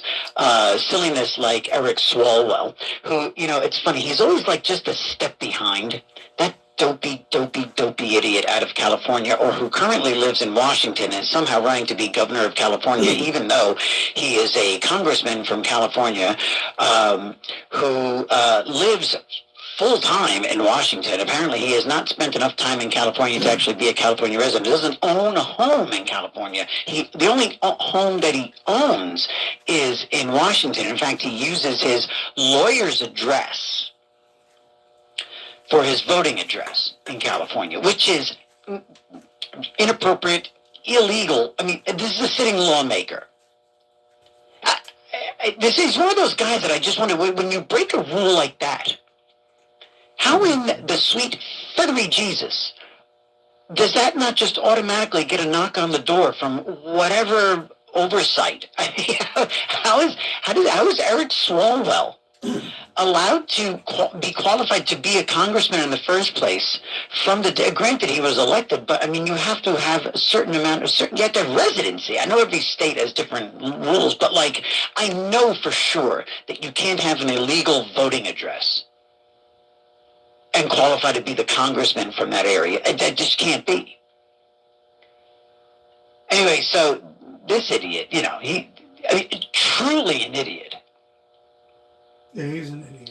And if this voter apathy thing, if this stupid, dopey voter, Republicans eventually have enough with their representatives if they don't do the job, or if they are an embarrassment, or if they, tend to be a racist or an anti-Semite, or they're caught with, 2 wives. Republicans cannot vote fast enough to get rid of these embarrassments.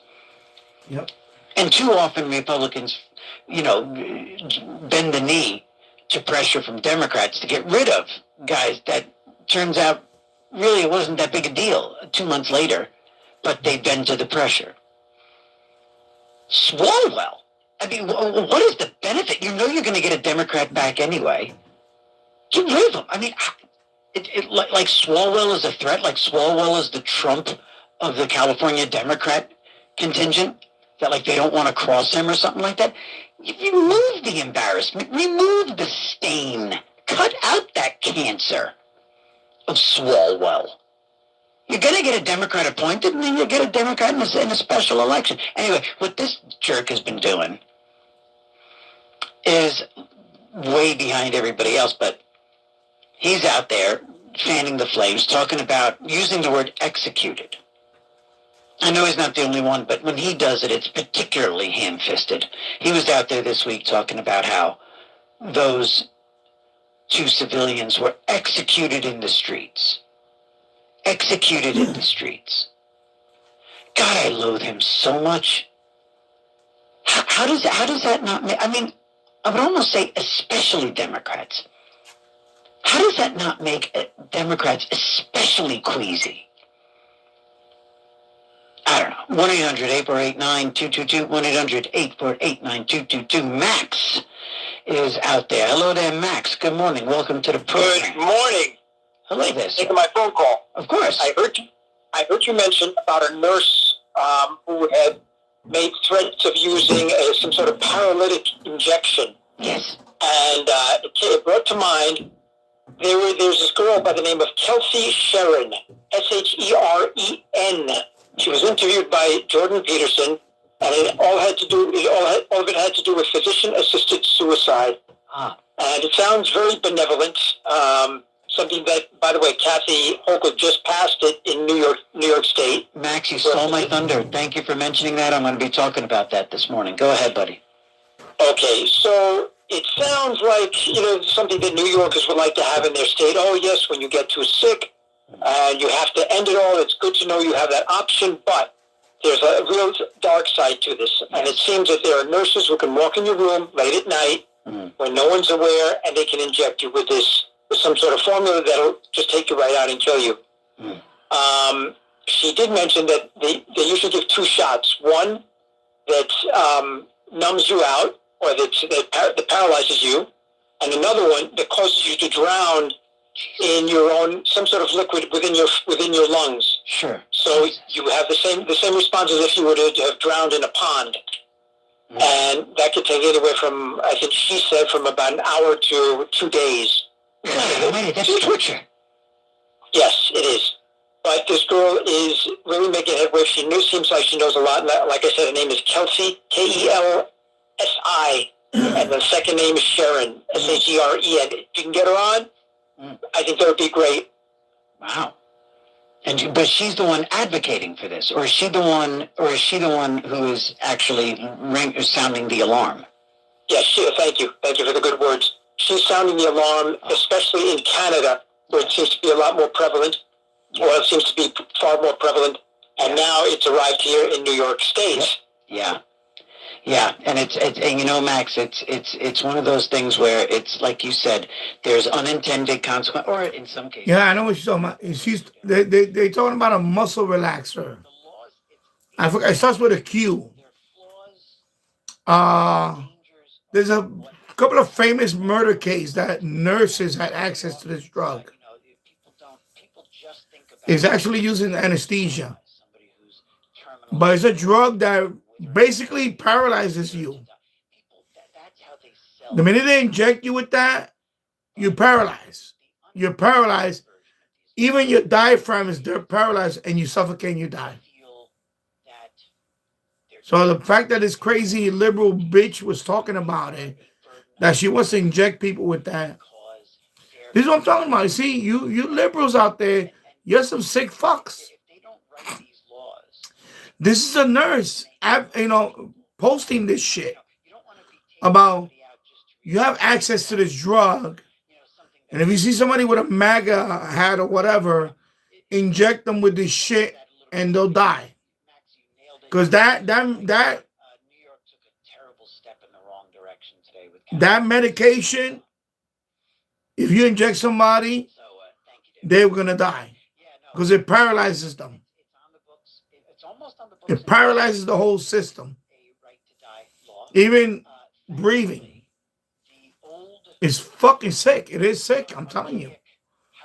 You people out there, you fucking dumb people out there, you're in denial, bro. You know, you're in denial about all this shit, bro. These people are evil, bro. They're evil. They hate you, and they could be your neighbors, bro, and they fucking hate you. They hate you because you voted for this guy right now. Just like the other fucking jerk off that's gonna scream tomorrow. You know, people like that, they hate me. They hate people like me. Okay? You know, I always, you know, respected him and everything. But, you know, just jerk-offs like that, that hate you. They hate you. You know, keep that shit in mind. All you people out there that worship him and keep giving him money and all this shit, you know what? You're fucking stupid. You're stupid. You're supporting fucking evil people. There you go. Because the UK is progressive enough as it is. The UK is out there enough and so close to places like Switzerland where people are flying to regularly. Just like people go to Turkey now for everything from facelifts to new teeth to, I understand they can even make you taller in Turkey with crazy surgeries, butt lifts and all that stuff. Yeah, well, people go to Switzerland to die. What kind of a world? What kind of a world? You know, actually, it's a perfect entree for our next caller. Perfect entree. What a great way to set up John from Hell's Kitchen, just to say, what a world. Good morning, John. Welcome back, buddy. Top of the morning to you, TJ. And to you, brother. I got it. Go ahead.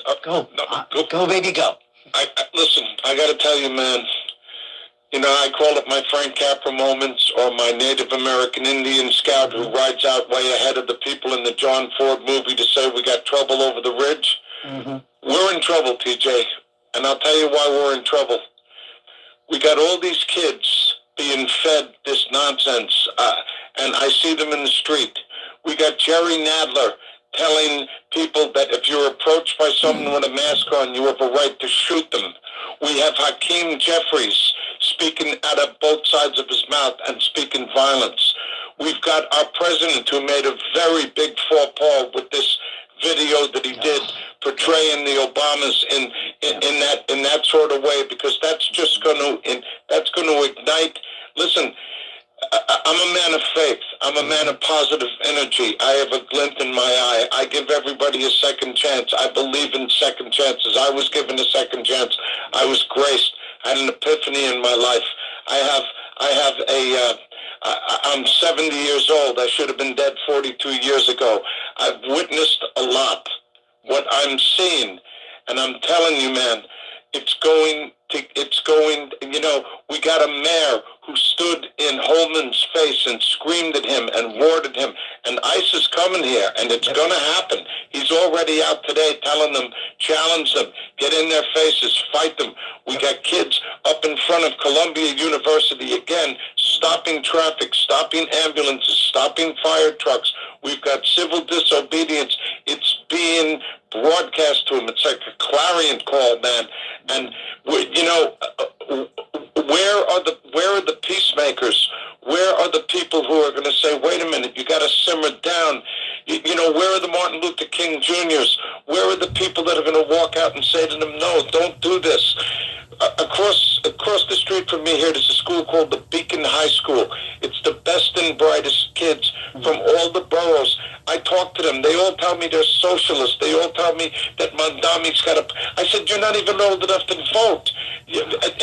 They're being fed this. Nikita Khrushchev in 1962 in the United Nations on First Avenue took his shoe off and said, we will get you from within, slammed it on the desk. We have some big problems, and the only thing that's saving us is this cold weather. This is the hand of God. Yes. Because the minute we turn spring, the minute the buds are on the trees, this city's going to be on fire. Yep. And Trump is going to be left with one thing to do. He's going to have to shut it down, Insurrection Act, tanks in the street, martial law, because it's going to be on fire. I hate to be the one to say this. I believe in the hand of God. I believe in people, but people are being fed. They're numb, they're dumb, they're gummy bears, they're on psychotropics, they're all smoking weed, they're all walking around drinking. They're all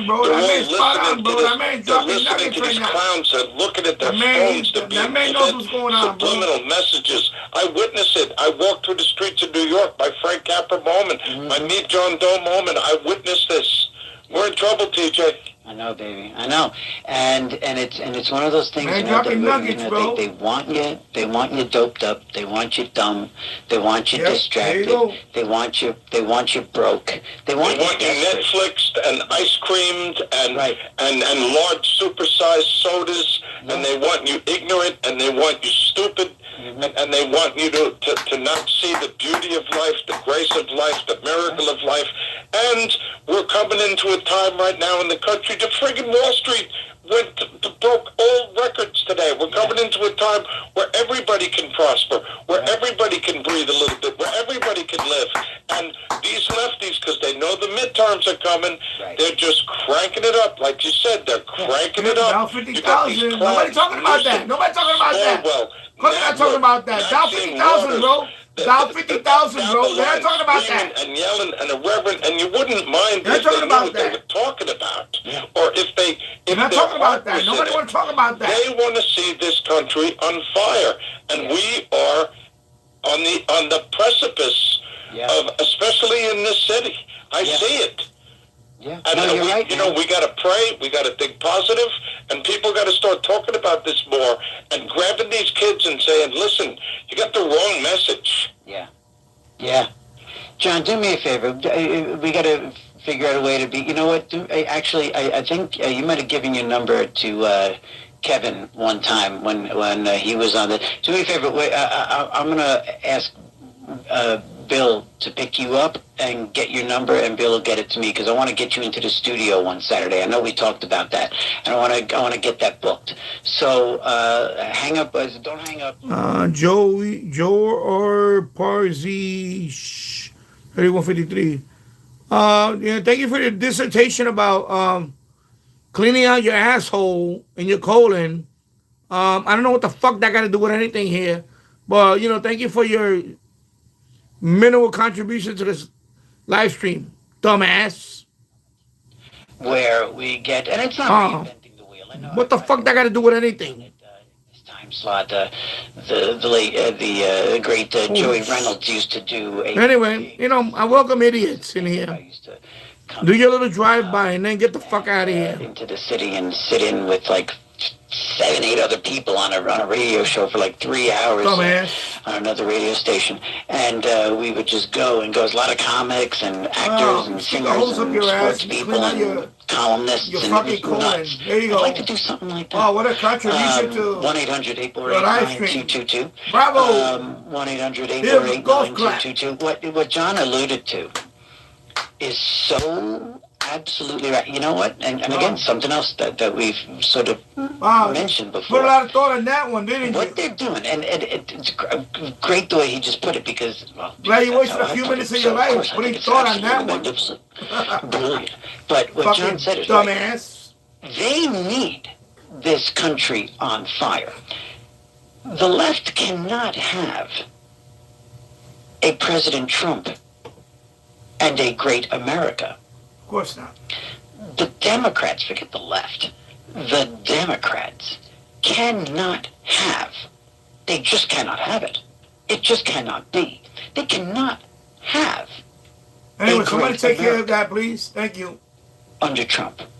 And the closer we get to great, God, they're on a 1 minute of fame. Now you're gone. Bye-bye. Talk about epiphanies. Dumbass. It's just crystallized for me. The same exact passion. I'll go to the next room and drive and I'll just, that MAGA has. So enjoy your little minute of fame. There you go. America Thank you very much. Great again. Thank you for the, there you go. Bye-bye. Thank you, RT08. That Booyah! people like me here at in New York at Hey, 77 WABC and around the country, the Red Apple Audio Networks, a lot of the voices you hear, thank you my for the colleagues. contribution to humanity. Mr. That dumbass that put that stupid comment. 77 WABC. You know, I'm ready to put a lot of thought in there before you post that dissertation of asshole cleanliness. Encourages us to in my strive chat. Towards bravo, dumbass. Now you earned a star on the Band Hall of Fame, dumbass. The same drive and passion that MAGA has to make America great again. So I'm saying, I got the greatest minds in the world, folks. Lives on the I got the smartest people in the world on my chat. To destroy America. Booyah! To destroy it. And but I know I'm not some prophet on a hill. I'm not standing here with a burning bush. I don't pretend to be. I'm just telling you how this just sort of crystallized about the two storm fronts that are meeting. And I guess it kind of crystallized in the sense that just like as Obama, and this is the lighting on fire, when Barack Obama left office, as he was wrapping up, I would say in those last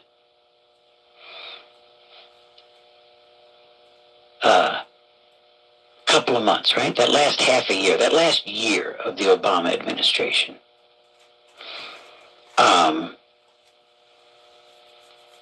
Remember, that's when Ferguson, Missouri started. Mm-hmm. That's when Hands Up, Don't Shoot. That's when Trayvon Martin came out. Mm-hmm. It had to be, okay, after 8 years, after winning an election, the first black president, and then being reelected in a massive landslide, it probably dawned on all of them, oh my God, things are going really well. Yep. In terms of, well, race relations. America looks really like it's on the right trajectory. We might have finally turned the corner tangibly on race. Jesus Christ, what have we done? Somebody sounded an alarm and said, holy crap, you know what? Guys, what have we done? What have we done? We just re-elected this guy. This guy can go anywhere in America and draw crowds. There's more white people than black people in this guy's audience. This guy is, there we see, this guy's transitional. What the hell have we done? What do we want to transition to? We don't want to transition. Somebody around, I don't know, I can't imagine which leading Democrat it was. Maybe it was Obama himself. Maybe it was Obama himself who looked in the mirror one morning while shaving and all of a sudden just stopped and stared and said, Michelle, what? Michelle, come in here now. I think I've made a terrible mistake. And Michelle said, what's that? You mean Mike? What is that? What is that? You mean Mike, not Michelle, Mike. You mean Mike? Michael? Jesus Christ, Michelle. Michael and I, remember that? Michael and I America together. Freudian slip. I'm a transitional president. Michael and I may have cured America of its original sin. Holy Christ, we gotta undo this now. We need some fire in the streets, and we need it stat. Get me George Soros on the hotline. And that's what they did. That Barack Obama, on his way out, literally lit the joint up, just like Henry and Tommy, mm-hmm. lit up that tiki bar in Goodfellas. Yep. Barack, George Soros, yep, and all his folks. They wanted the whole all his Trump team to be a burning They got out there. Every fucking they got that pink jelly stuff. Yep. And they stuck it up into the rafters in Ferguson, Missouri, in Chicago, in New York, in Atlanta, Minnesota, in Detroit, LA. Seattle, Portland. They stuck that jelly fire starter. And they lit that shit up. That incendiary stuff. And they stuck it up there. And they lit it. They lit America on fire because they had to. And it was all race. It wasn't national stuff. It wasn't immigration. It was black on white. It was white on black. Barack Obama knowingly, and earnestly, and with great passion and drive and determination, undid his 7.5 years of potentially saving America from its first original sin of slavery. He undid it. Because he had to save his party. Because again, just as we said going into that first break, can I say it again going into this break? Because for the Democrats, the ends justify everything, including dumbing you down, including undoing the work of everyone from Martin Luther King straight on through Jesse Jackson, who actually was a big help in undoing all the work of Martin Luther King. Oy vey's mir. My goodness gracious. All right, gang, let's go. Okay, I'm trying to add a little bit of light in here. I'm trying to add a little bit of ha-ha. But we'll get there eventually. We just gotta exorcise this stuff. We gotta exorcise this stuff. Get it out of the way. Clean things out. Let's get it out of our system. And hopefully, as the morning goes on, we lighten up. We make fun of some stuff and da-ba-da-ba-ba-da-ba. But for the moment, we gotta get this stuff out there. 1-800-848-9222. 1-800-848-9222. It's Another Side of Midnight with me, the adorable TJ McCormick. It's Another Side of Midnight.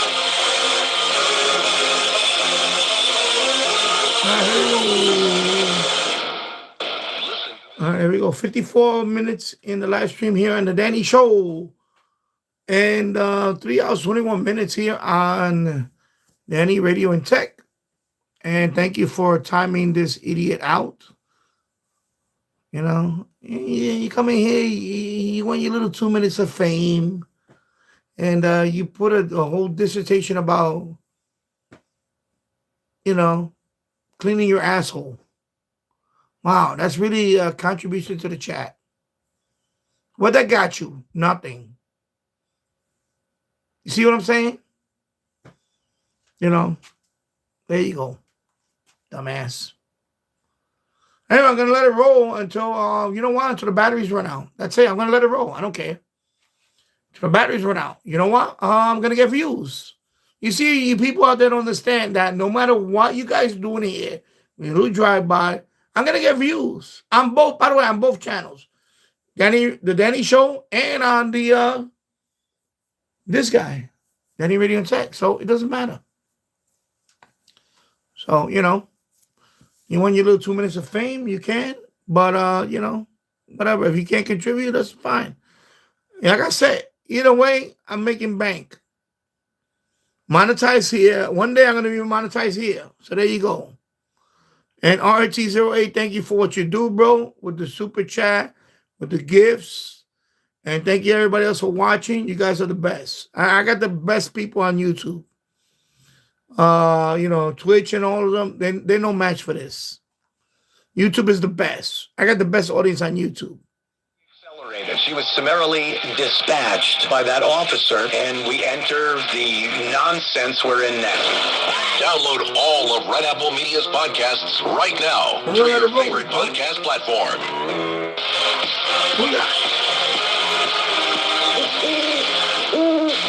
It's Another Side of Midnight. Political humorist TJ McCormick. Now, to the Bernard McGurk Studios, here's TJ McCormick.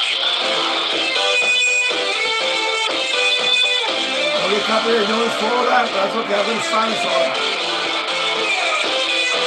Right now, enjoy the live stream, baby. All the notes.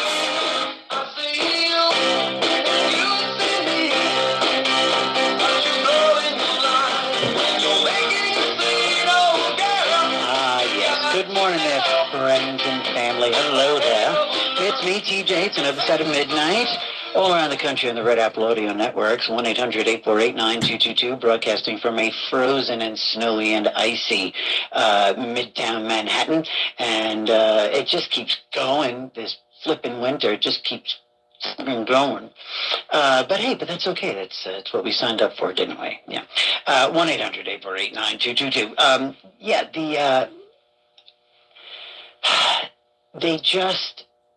They're fine with it. They're fine with what's happening. And you know, actually, John mentioned it. It busted my chops today. You know, look, I love what the president is doing. I love what he has been accomplishing. He seems to be just on a mission to nail this stuff down and push it through because he knows. I think he sees the handwriting on the wall that there's a very good chance. There is a very good chance. There you go. Thank you, RT08. This could be a disastrous, and I hate to say it out loud, but, you know, intellectually honest, right, kids? It could be a very disastrous midterm. I hope not, but yeah. Anyway, you know, like I said, bro, all of this streaming and everything is just a rehearsal one day. And, you know, building my portfolio for a radio show. One day I will have my own radio show. Because that's my goal. That's my goal eventually, to have a radio show with callers calling me. You know, have my own talk radio show. So, you know, I already looked at a couple of people. This is one guy, I don't want to mention him, but I like his style. He's on YouTube. He does his own radio show. It's a trucker show. He's pretty cool. I actually been on there a few times. So, you know, I like the way his model is. He does live stream, and he's also on the radio. So, hey, you know, this is all, you know, master plan for me to be on the radio one day. So all you people out there, you know, make fun of him. I may be on the radio one day. I may be a radio voice one day. One day you're going to tune this down. You're going to hear me on the radio. You know, I hope one day that's the case. Don't lose sight of the prize, people. Booyah! Concern now is the Senate. See, and here's the question. And I see Lamar there. Lamar, we're going to go to Lamar at the top of the next hour. So Lamar, hang in there for the top of the hour. Please hang in there during the news, and we'll come to you in the top of the next hour. See, here's the thing. If the House and the Senate both flip and go Democrat, the question is, will the Democrats, they're going to have a choice. They're going to have a choice of undoing everything that the majority of Americans voted for, right? They're going to have a choice of undoing all of those things, stopping them, getting the courts to impeaching, or they could come in and be the adults in the room and say, we've been screaming and shouting and crying for 2 years. Now, we're going to show you how we think it should be done the adult way. That chance. It's another Side of Midnight with me, TJ McCormick. We shall return.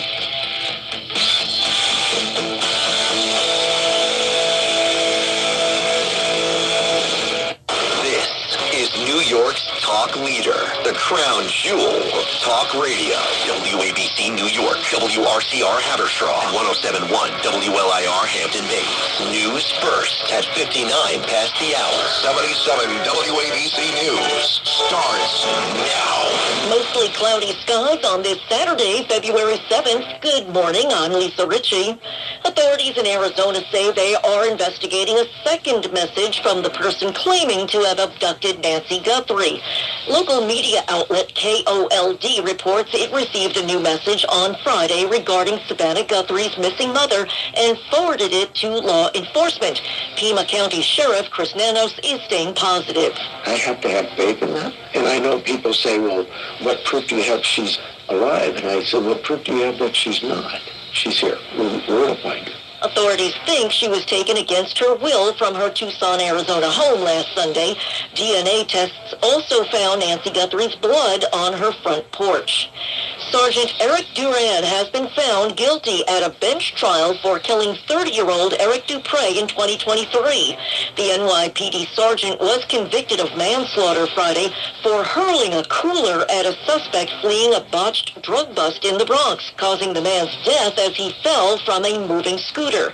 Get ready to dive back into those frigid temperatures. Lisa G reports. Forecasters say a polar vortex is bringing in brutal Arctic air this weekend. Frigid air will be sweeping in from the north, plunging temperatures at night to single digits. On Saturday, the high will only be in the 20s, Sunday around 20 degrees, but the wind chills will make it feel colder because winds will be gusting at times up to 40 miles per hour. However, with the wind chills, the temperatures Saturday night is expected to hit -10 and on Sunday down to -5 degrees. Lisa G, 77 WABC News. And it's been almost 2 weeks since the big winter storm hit our area, but those dirty piles of sloppy stuff still remain everywhere. James Flippin has more. The snow is a grayish, rock-solid mass, piled high in spots and sort of slushy and smushed in others. It's flecked with black pieces of asphalt and misshapen by boots and shoes, but it's still very much here. This is just 10 inches of snow. We've had like 26 inches. Try to cross in the crosswalk, they covered it all over again, so you have to climb through mountains. Officials with the MTA say it's all slowing down buses. The sanitation department says it's been working round the clock to cut, remove, and melt down the piles. Trash collection is slowed in the meantime, too. James Flippin for 77 WABC News. The Archdiocese of New York has its new leader. Ronald Hicks officially takes over for Cardinal Timothy Dolan, who is retiring after being in charge since 2009. One of my focuses is going to be evangelization. People who have been a part of the church, but maybe not so much. How do we re-engage? Hicks comes from Illinois. The mayor is calling on newly established child care centers to apply for city contracts. Liz Radabali has the latest from City Hall. For 5 years, new providers have been cut off from contributing to our programs. The city is trying to expand the seats available for their 3K program and officially launch a 2K program. An RFI, or request for information, is seeking proposals from providers to work with the city. The expansion survey will also give us a sense of current 3K and pre-K providers eager to participate and expand their offerings, including providing 2K. The DOE says it will prioritize entries from targeted geographic areas without getting into specific neighborhoods. Submissions are due by February 19th. I'm Liz Radabali for 77 WABC News. New Jersey lawmakers are considering bills to make home buying more affordable. Levon Putney has more. A package of bills before the City, Community, and Urban Affairs Committee aims at helping people buy homes in the state by setting up a first-time home buyer savings program and set up an initiative to help veterans. And as for hedge funds and other corporate investors, well, another measure would limit how many single-family homes they can buy and require LLCs disclose the owner's name. The package also has measures that lawmakers hope would lead to towns being more transparent when it comes to who's getting property tax exemptions and abatements. I'm Levon Putney. In sports, President Trump is endorsing former Major League Baseball player Mark Teixeira. He's campaigning to represent Texas in the lower chamber. Teixeira is hoping to replace Republican Congressman Chip Roy in the House to represent Texas's 21st congressional district. Your forecast overnight, cloudy with snow showers, 1 to 3 inches expected with a low of 23. Later today, mostly cloudy, some morning flurries, the high just 26. And for Sunday, mostly sunny but very cold with a high only 21 degrees, even colder at night. We have cloudy skies outside of our Midtown studios. I'm Lisa Ritchie. Remember, the news never stops at WABCRadio.com. This is 77 WABC Newsroom Extra. Homeland Security Secretary Kristi Noem says the southern border has never been more secure. She spoke in Arizona on Wednesday to give an update on the border wall. But most of all, we thank President Trump for the guts and the love of this country to do the right thing. Noem said it's never been quieter at the southern border. She also placed blame on the Biden administration for creating the border crisis and then thanked President Trump. Aaron Wilson.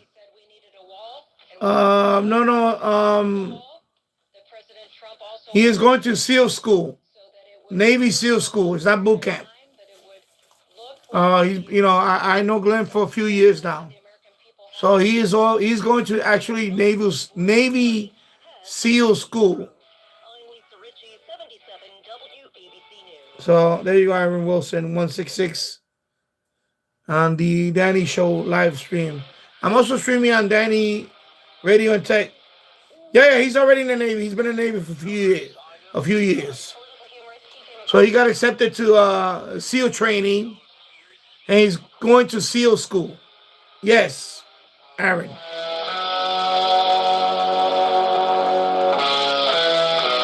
Yeah. Awesome, right? Awesome.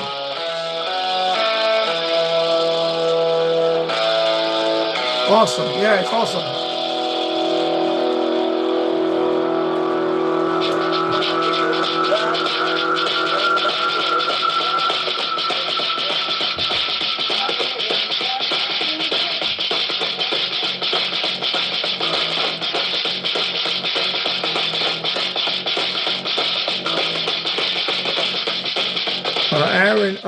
Aaron, he didn't tell me where he was going, but he didn't mention it before. He's been talking for the last month or so, because he was on leave, and now he's reporting to the SEAL training. But I don't know the location of it. Aaron Wilson, I was stationed there for 13 years. Buds is no joke. Fair winds and yeah, I can imagine. I know. I saw a documentary on that a few years ago. It's no joke. SEAL training is probably the hardest to go through. I know they made that stupid movie with Demi Moore. Demi Moore, whatever, stupid movie. But yeah, no, I saw the training on a documentary. It's no joke. Family. Definitely no joke. Jay. Good morning. My utmost respect to all the It is 7 minutes past the hour here. On another Zed service, but also especially Navy SEAL. We're cooking.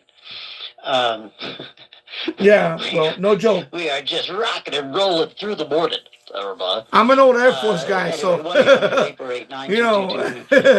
I'm a cream puff. As promised, and we have other friends, other members of the family joining on the conversation. Aaron Wilson, 1666, Buzzard, Colorado, and Fifth Base is the only SEAL SWCC EOD training there is, and it's rough. Time to focus on getting through the next meal. Now, I'm sure he knows all that. You know what I want to do? We haven't really talked much. My dad was a Navy in B-52 and B-1. Okay. Yeah. Well, you know what? Thank you for the service. Yeah. B-51 and B-1. Oh, Navigator. Okay, Nav. Okay, he was a Nav. Okay, so Navigator. In the bar. Okay. Oh, flight engineer. Anyway, Navigator. Okay, cool. Wow, pretty cool.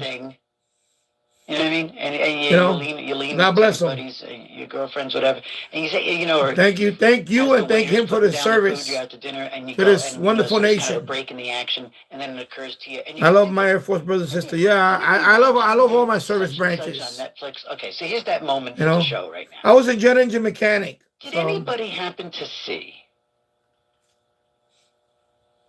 Did anybody? Actually, I was like, well, yeah, I love all my. Let me back up just real quick. Love them all. There were more than a few moments. Thank you. More than a few instances over the last couple of years as the Epstein files. It was a privilege. Fever and started to peak. You know, I enjoyed it. And it started popping up more and more. Greatest time of my life. The first time you heard it, but you would hear it more and more. That Epstein was an agent of the Mossad. Me to the person I'm Israeli agent. And or. Oh, okay, cool. You was a jet engine mech on the MH-60R Seahawks. Okay, cool. Wow. Cool. It popped up from time to time, right? Yeah, I was a jet engine mechanic at McGuire Air Force Base for the C-140. What is it? C-141. My mind is already blown.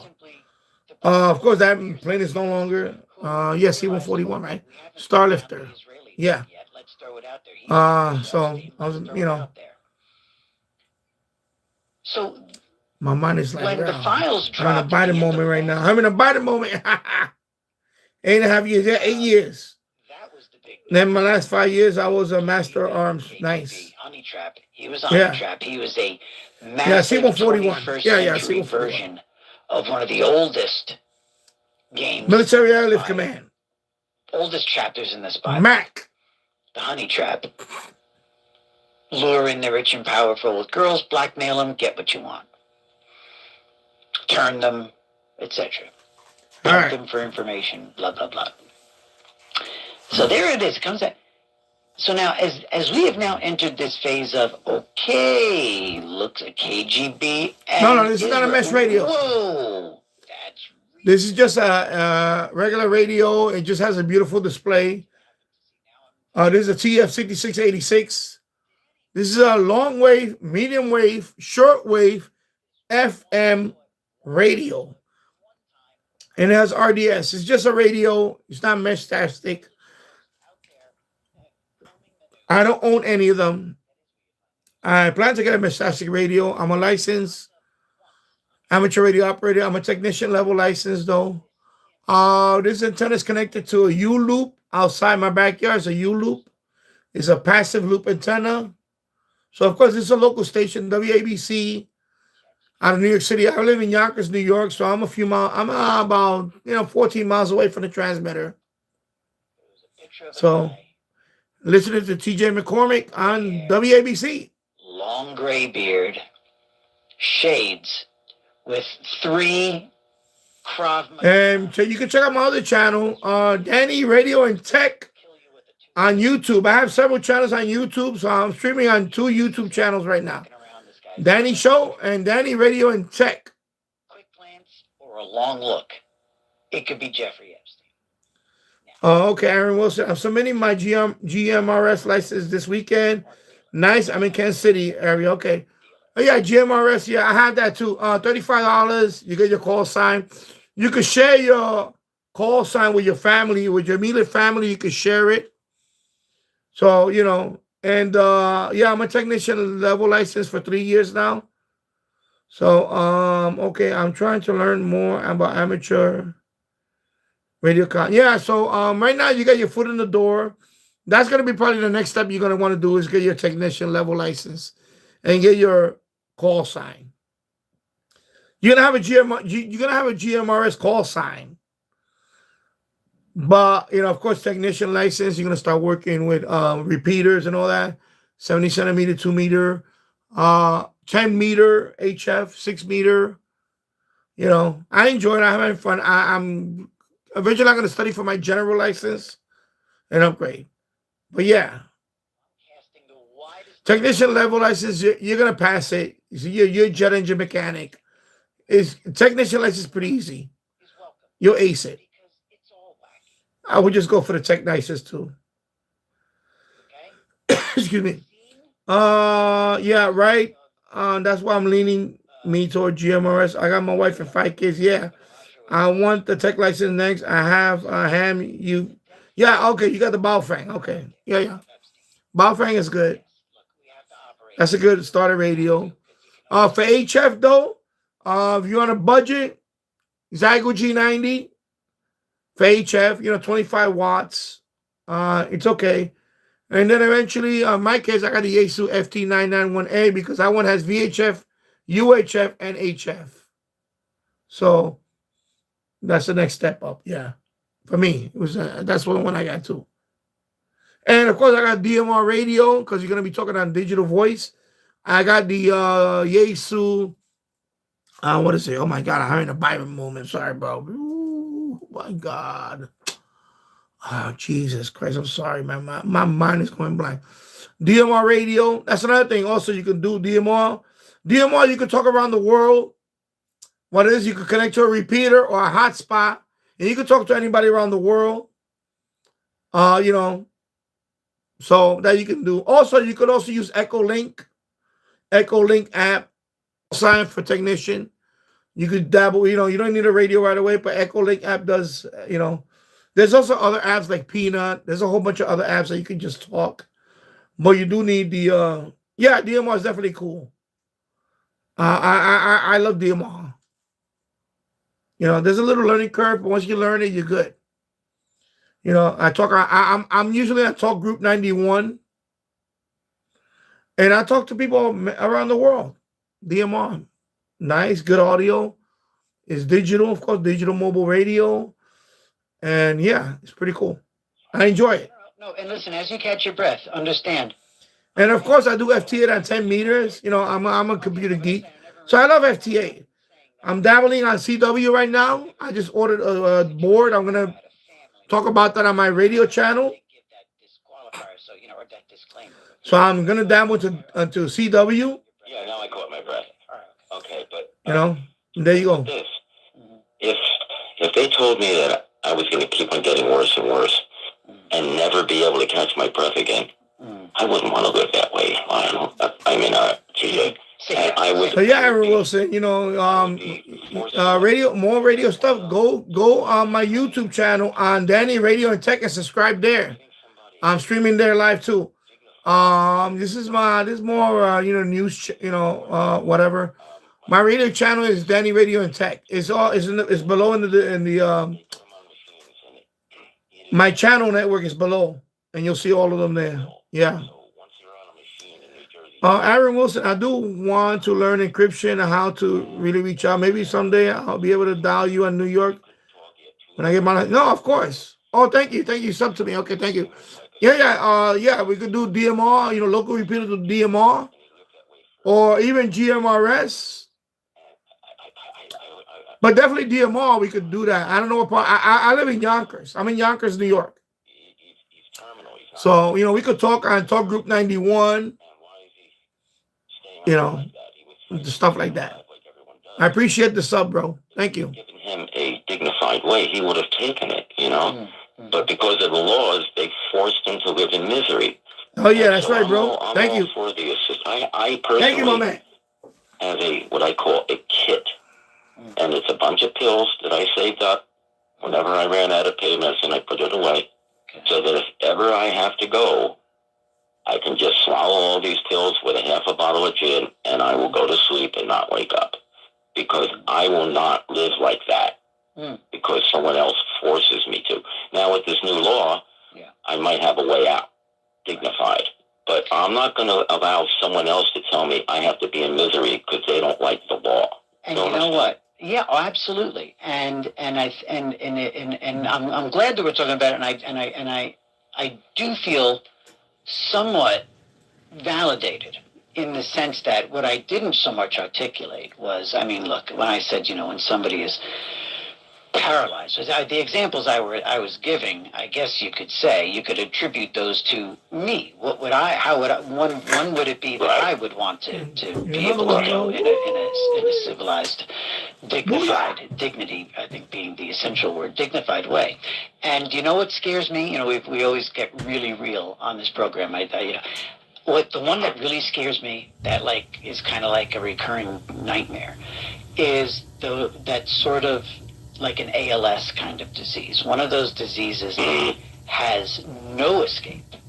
There is no there's no oxygen tank you can carry around. I'm not minimizing emphysema, but what I'm saying is there's no, there's no halfway with ALS. Or there's that also that version, kind of like what Bruce Willis is dealing with, where like you're kind of trapped in your own body. Eventually Bruce Willis is going to be sitting there and blinking, John McCain is going to be blinking his yeses and nos. And that's the thing that scares a guy like me. And I say I feel validated because I'm like, well, no. So I can understand the idea of an unnatural death. What does frighten me, and this is what I did articulate, is what they don't write into these laws, the provisions that the bumpers that they keep out. Yeah, I appreciate it. Thank you, RTCOA, for the, Canada, it's starting to happen. Shutting down that idiot on the live stream. Thank you for that. I appreciate that. Because part of that law is also a burden on the family. RTCOA, they let kids out to protect in Nebraska and the students. Yeah, I know about it's crazy. That's just laws in Canada, where I know it's crazy. It's just it's disgraceful. One for an out, where and what they don't take. This is why. What scares me is. Let me tell you something. I'm gonna tell you something real quick. This is why a lot of channels are afraid to post this stuff.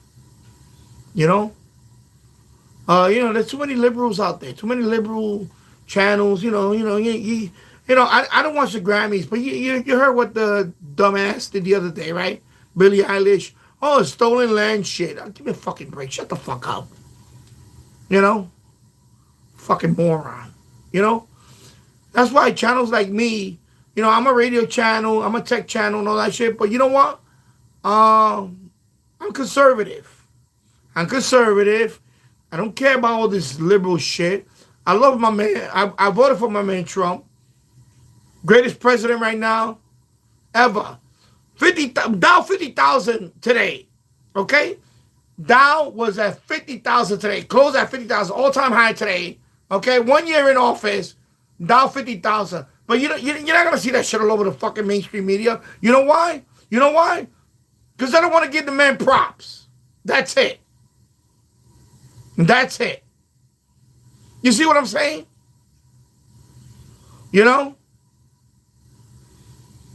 That's it. So, channels like mine, of course they're gonna shadow ban me. Right now I got 5,000, whatever, 600 on, Danny Radio and Tech. I should be at 40,000 right now. But you know what? They want to shadow ban me. That's fine, bro. I don't care, bro. I don't care. And the day they finally, boot me out of here, I'll be at Rumble. I don't care. It don't matter to me, bro. Don't matter to me. All right? So right now, I just got the alert on my this phone right here with the Danny Radio and Tech is at 15%. I'm getting the power warning. So I'm going to shut off my live stream on Danny Radio and Tech. And I'm going to leave the other one on for now until that one shuts off. But right now, I got 15% on Danny Radio and Tech. Because I don't want it to just shut off and cut you guys off. So I'm gonna end this live stream on Danny Radio and Tech. It's been on for 3 hours and 51 minutes. So thank you for watching on Danny Radio and Tech. And if you like this live stream, you know what? Subscribe to my channel, bro. And thank you for watching. I'll see you in the next one. Take care. Bye-bye. Thank you, RT Zeray, for all the gifts. Thank you very much.